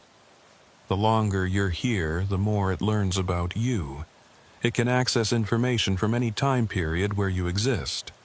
Past, present, or future. She said something catastrophic is coming. An event that's creating ripples backward through time. Walker's face went pale. Did she say what event? No. Just that it's bad enough to shake the building's temporal foundations. He stood up and paced the small office. This has happened before. In 2001, in the months before September 11th, agents working here reported increased phenomena. Figures trying to communicate, objects moving, warnings being issued. We thought it was random until after the attacks. Then we realized the building had been trying to warn us. You're saying this place can sense future disasters. I'm saying this building has stood at the center of American power for over 2 centuries. It's absorbed every major event, every crisis, every decision made within its walls. That kind of accumulated history creates something. Whether it's consciousness or just a recording that can play backward and forward through time, I don't know. But yes, it seems to sense major disruptions before they happen. Then we need to report this, warn someone. Walker shook his head. And tell them what? That a ghost told you something bad is coming? They'll remove you from posting so fast your head will spin. The only reason I'm still here after 15 years is because I learned to keep the truth to myself. So, we just ignore it? We stay alert, we document what we can, and we hope that if something is coming, we'll recognize it when we see it. He put a hand on my shoulder. James, I know this is frustrating, but the system isn't built to handle this kind of information. All we can do is our jobs. But I couldn't accept that. Not after hearing the warning. Not after seeing the fear in that woman's eyes. I started paying closer attention to everything. Not just the phenomena after 3 a.m., but everything during my shifts. Security briefings, threat assessments, any unusual activity in or around the White House. Nothing seemed out of the ordinary. Normal presidential schedule, routine security protocols, no elevated threat levels. But the phenomena continued to intensify. More figures appeared each night. More rooms showed temporal overlaps. More voices tried to communicate warnings. One night, I counted 17 separate figures in the center hall, all from different time periods, all trying to exist in the same space. They flickered in and out, appearing and disappearing, creating a strobe effect of different eras. The searching soldier appeared more frequently, sometimes multiple times a night. He checked the same rooms over and over, growing more agitated each time he failed to find what he was looking for. And then there was the new figure. A man in a modern suit, contemporary clothing, someone who could have been walking the halls last week. But he appeared after 3 a.m., which meant he was part of the phenomena. I saw him for the first time on a Thursday night in late February. He was standing in the center hall, looking confused and disoriented. When he saw me, his face showed relief. "Agent Grant, thank God. I need you to listen to me very carefully." His voice was clear, solid, not distant like the others. He sounded completely real. "Who are you?" I asked. "I'm Agent Miller. I work day shift security. Or I will work it. Or I did work it. Temporal grammar gets confusing." He looked around, agitated. "I don't have much time. The building pulled me back here to warn you." "Warn me about what?" "March 15th, the Ides of March. Something happens on that date. I can't see exactly what, but it's bad. Evacuation level bad. You need to make sure everyone gets out." March 15th is 3 weeks away. If there's a threat, why aren't current intelligence reports showing it? Because it's not external, it's internal, something that happens inside the building itself. The ripple effect is so strong, it's pulling people like me backward through time to try to warn you. He started to flicker, becoming less solid. "I'm losing coherence. Listen, on March 15th at 3 a.m., you need to..." He vanished mid-sentence, leaving me standing alone in the hallway. March 15th. 2 weeks and 6 days away. Whatever was coming, I now had a specific date. I went to Walker immediately with this information. He listened, his face grave. "Agent Miller doesn't exist," he said when I finished. "There's no one by that name on the day shift roster. I've worked here 15 years, I know everyone. He said he will work here. Future tense. Maybe he hasn't been hired yet. Or maybe what you saw was a future version of someone else, appearing with a false identity because the building can't perfectly translate across timelines." Walker rubbed his face. "James, do you understand what you're suggesting?" If something happens on March 15th at 3 o'clock a.m., and you're working that night, you'll be right in the middle of it. Then maybe I shouldn't work that night. You think changing your schedule will help? If the building wants you here for that shift, you'll be here. That's how this works. It's not random coincidence that you're the one receiving these warnings. Why me? Why not you? Or someone with more experience? Walker was quiet for a long moment. Because I stopped listening years ago. I follow protocols. I do my job. But I don't engage with the phenomena anymore. I can't afford to. It's too draining, too dangerous for your mental health. You still have the openness, the willingness to believe. That's why they're reaching out to you. I need to report this. File it officially. And I can't stop you, but understand what you're risking. Your career, your reputation, possibly your freedom if they decide you're unstable. I thought about it for the rest of the shift. By the time I went home that morning, I'd made my decision. I wouldn't file an official report, but I would be ready on March 15th. Whatever was coming, I'd face it with my eyes open. The 2 weeks leading up to March 15th were the most intense I'd experienced. Every night, the phenomena escalated. Figures appeared in broad daylight now, visible to other agents too. The temporal barriers were breaking down completely. Other night shift agents started reporting similar experiences. They'd see figures, hear voices, witness impossible things. The phenomena could no longer be contained to the post-3 a.m. hours. Walker looked more exhausted each day. It's happening faster than before, he told me. Whatever's coming on the 15th, it's creating stronger ripples than we've seen. On March 14th, my last shift before the target date, Walker pulled me aside for a private conversation. I'm reassigning you, he said. You're off tomorrow night. Agent Reynolds will cover your post. No, I said immediately. I need to be here. James, I'm trying to protect you. If something happens, then I should be here for it. All those warnings, all those figures trying to communicate. They were reaching out to me specifically. I'm supposed to be here. Walker studied my face. You really believe that? Yes, he sighed. Then at least know what you're walking into. I've been researching the date. March 15th has significance in this building's history.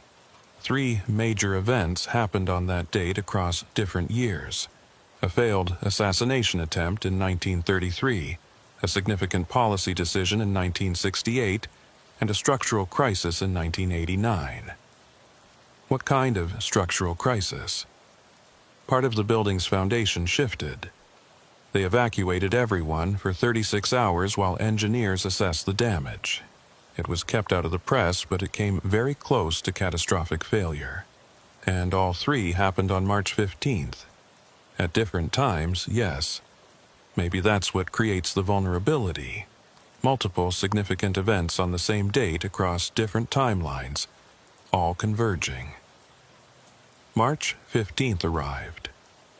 I reported for duty at 2200 hours, trying to act normal despite my racing heart. The building felt different immediately. The air was charged, electric, like the atmosphere before a major storm. Other agents felt it too. I could see the tension in their faces, the way they moved more carefully, more alertly. Reynolds briefed me quickly. Command wants extra vigilance tonight. There's been chatter about a potential security event, nothing specific, but everyone's on heightened alert. What kind of event? They're not saying. Just maintain standard protocols and report anything unusual immediately. After she left, I took my post in the center hall and waited. The first few hours passed slowly. I did my checks, radioed in my status, maintained my position. Everything normal on the surface, but the building's atmosphere continued to intensify. At midnight, I saw the first anomaly. A door in the hallway rippled, like looking at a reflection in disturbed water. For a moment, I could see through it into multiple time periods. The room, as it existed now, as it existed in the 1930s, as it would exist in some future I couldn't identify. At 0100, the temperature began to drop. Earlier than usual. The 3 o'clock phenomena were starting ahead of schedule. At 0200, I radioed in my check and got static in response. I tried again. More static. Communication with command was breaking down. At 0245, the hallway lights began to flicker. Not dimming, but cycling through different intensities and even different colors. I saw gaslight, electric light, and something else. A pure white light that didn't come from any fixture. At 0300, everything changed. The building lurched. Not physically, but temporally. I felt it in my bones, like reality itself was shifting gears. Suddenly, the hallway was crowded. Dozens of figures, maybe hundreds, all occupying the same space. I saw Union soldiers, 1920s staff members, modern-era agents, people in clothing styles I didn't recognize. All of them flickering in and out of existence, all trying to be real simultaneously. The woman in white appeared next to me. It's happening, the convergence. All the timelines are collapsing into one moment. What do I do? Stay grounded. Remember when you are. The building is going to try to pull you into other times, but you need to remain anchored to now. The searching soldier ran past, no longer methodical but panicked. He was shouting something I couldn't hear over the roar of voices that filled the hallway. The walls rippled. I could see through them into other versions of the building. Different layouts, different decorations, the same space existing in multiple configurations. I grabbed onto a doorframe. Something solid. Something real. The woman in white grabbed my shoulder. Listen to me. This happened before and it will happen again. The building exists at a nexus point, a place where time itself is unstable. Every few decades, all the overlapping timelines converge. When they do, reality briefly becomes fluid. How do I stop it? You can't stop it. You can only survive it. Stay focused on your present moment. Don't let the other times pull you in. A figure appeared in front of me. It was me. My future self. The one I'd seen months ago. James, he said, urgently, in 30 seconds you're going to see something catastrophic. A structural collapse, a fire, something that looks like it's destroying the building. It's not real. It's a temporal echo of one of the previous convergences. Don't react to it. Don't try to save anyone. Just stay where you are. How do you know? Because I lived through this moment. I'm from 6 years in your future, pulled back to help you survive what I barely survived. The building shook. Plaster fell from the ceiling. I heard screams, saw smoke pouring from the Lincoln bedroom. It's not real, my future self shouted. It's the 1989 event, bleeding through. Stay grounded. I closed my eyes and focused on the sensation of the doorframe under my hands. Solid wood, cool and smooth. Real. Present, mine. The screaming continued. The smell of smoke intensified. I felt heat on my face, but I didn't open my eyes. I didn't let go of the doorframe. The woman in white's voice cut through the chaos. You're doing well. Just a little longer. The convergence is peaking. Time lost meaning. I might have stood there for minutes or hours. Past, present, and future crashed together like waves, each one trying to pull me into its current. I saw myself at different ages. A younger me on my first day at the Secret Service Academy. An older me, retiring after decades of service. A middle-aged me, standing in this exact spot, holding this exact doorframe, living through this exact moment. I saw other agents. Reynolds, working a shift from 10 years ago. Walker, fresh-faced and young, just starting on the night detail. Agent Morrison, the one whose report had been redacted, standing in the hallway trying to document what was happening around him. I saw presidents. Lincoln pacing the halls in the middle of the night. Roosevelt making critical decisions in the Oval Office. Leaders from every era, all of them present, all of them real. The building showed me its complete history in a single, overwhelming rush. 200 years of moments, all happening simultaneously. Then, as suddenly as it had started, it stopped. The hallway was empty. Quiet. Normal lighting, normal temperature. Just me, standing alone in the center hall at 0312 hours, according to my watch. I let go of the doorframe slowly. My hands were cramped from gripping it so hard. I looked around. Everything appeared normal. No smoke, no structural damage, no crowds of temporal figures. But something had changed. I could feel it. The building felt different now, calmer, like pressure had been released. My radio crackled. Second floor post, status check. All clear, I responded automatically. No incidents to report. And that was true, in a way. How could I report what had just happened? A temporal convergence where all the building's timelines collapsed into one moment. They'd think I'd had a psychotic break. I completed the rest of my shift in a daze. At 0600, Walker arrived to relieve me. He took one look at my face and nodded. You made it through. You knew. You knew exactly what would happen. I suspected. I've seen convergences before, though never that intense. He guided me to the small office. How do you feel? Shaken, confused, but I stayed grounded like you taught me. I didn't let it pull me into another timeline. Good. That's the important thing. Walker hesitated. James, I need to ask you something. During the convergence, did you see yourself? Your future self? Yes, he helped me. Told me what was happening, warned me not to react to the temporal echoes. Walker looked troubled. I was afraid of that. Afraid of what? It means you're locked in now. You saw your own future, 6 years ahead. That creates a temporal loop. You're guaranteed to live at least that long, work here that long, and eventually become the version of yourself that goes back to help you. Is that a bad thing? It's complicated. It means you're bound to this place, this building, this phenomena. You can't leave, can't transfer, can't escape.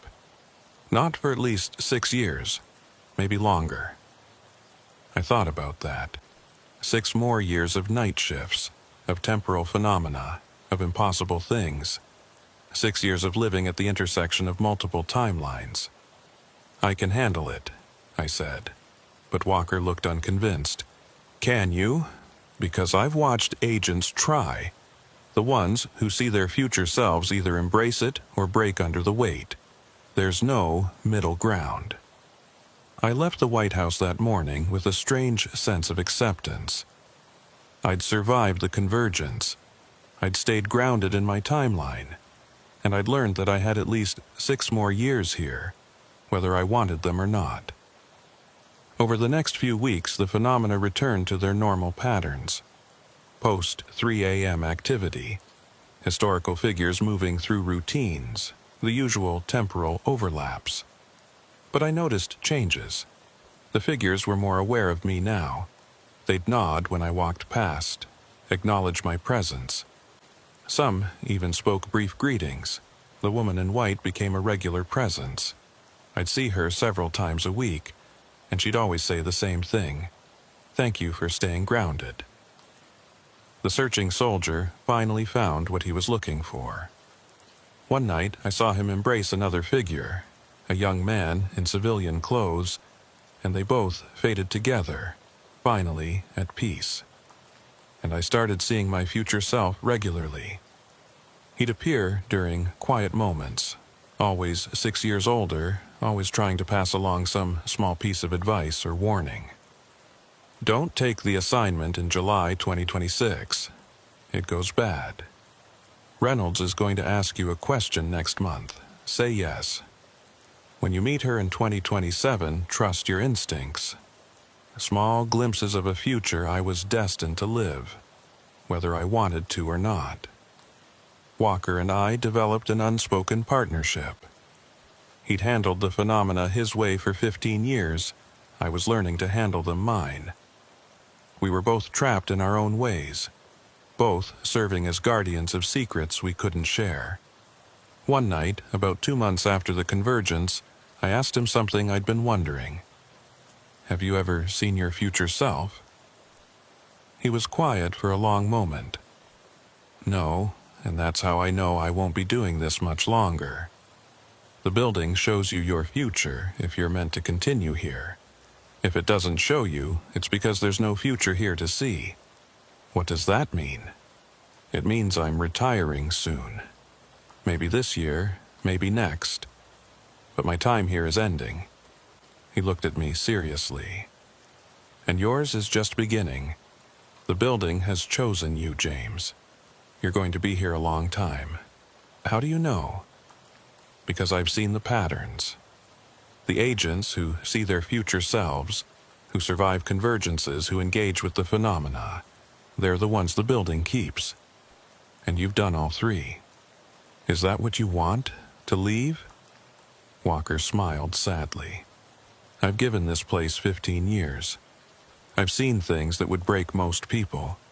I've kept secrets that have eaten at me for over a decade. Yes, I want to leave. I want to have a normal life again, sleep normal hours, work a job where the past doesn't literally walk past you in the hallway. I'll miss having you here. You'll be fine. Better than fine. The building trusts you in a way it never trusted me. That's valuable, even if it's also terrifying. I thought about that later, during the quiet hours after 3 a.m. when the building revealed its true nature. Was I okay with being bound to this place, with living at the intersection of multiple timelines, with seeing impossible things every night? I didn't have an answer, but I knew I didn't have a choice either. The temporal loop was set. My future self would go back to help me during the convergence, which meant I had to become that future self, which meant I had to stay. Circular logic. Inescapable. 3 months after the convergence, Walker put in for retirement. He'd served 20 years with the Secret Service, earned his pension, done his time. On his last night, we did the shift change like always. Professional, efficient, by the book. But before he left, he said something that stays with me. The building needs people like you, James. People who can see the truth and not break from it. People who can witness impossible things and keep functioning. You're stronger than I ever was. I don't feel strong. I feel trapped. Same thing sometimes. Strength is continuing forward even when you don't have a choice. He shook my hand. Good luck. And remember, the protocols exist to protect you, but they're not absolute. Trust your instincts over official procedure. The building will teach you what you need to know. After he left, I stood alone in the center hall at 0100, waiting for the phenomena to begin. And I realized I wasn't afraid anymore. Not of the temporal overlaps, not of the figures from other times, not of the convergences that might come in the future. I'd learned to live in a building that existed in multiple times at once. I'd learned to navigate a reality where past, present, and future were all equally real. And I'd learned that some prisons you don't escape. You just learn to make them home. At 300, the familiar changes began. Temperature drop, dimming lights, the quality of silence shifting. The woman in white appeared, walking her usual route down the center hall. When she reached my position, she stopped and smiled. You're adapting well. Do I have a choice? Everyone has choices. You've chosen to stay aware, to engage, to understand. Many would have closed themselves off, followed the protocols blindly, pretended none of this was real. Would that have been better? Easier, perhaps, but not better. The building needs guardians who can see it fully, in all its temporal layers. You're becoming one of those guardians. For 6 more years, at least. She tilted her head. Oh, James, did you really think it was only 6 years? You saw one future self during the convergence. But there are others. Many others. You're going to be here much longer than you realize. How much longer? But she faded before answering, leaving me alone with the implications. I pulled out my phone and opened the Notes app, where I'd been documenting everything I could. Not officially, just for myself. A record of what was really happening in this building, written by someone who couldn't look away. I added a new entry. March 15th, 2025. Survived the temporal convergence. Saw my future self from 6 years ahead. He helped me stay grounded. But tonight the woman in white suggested there are other future versions of me, potentially many years ahead. Am I going to spend the rest of my career here? Decades instead of years? Is this building going to be my entire life?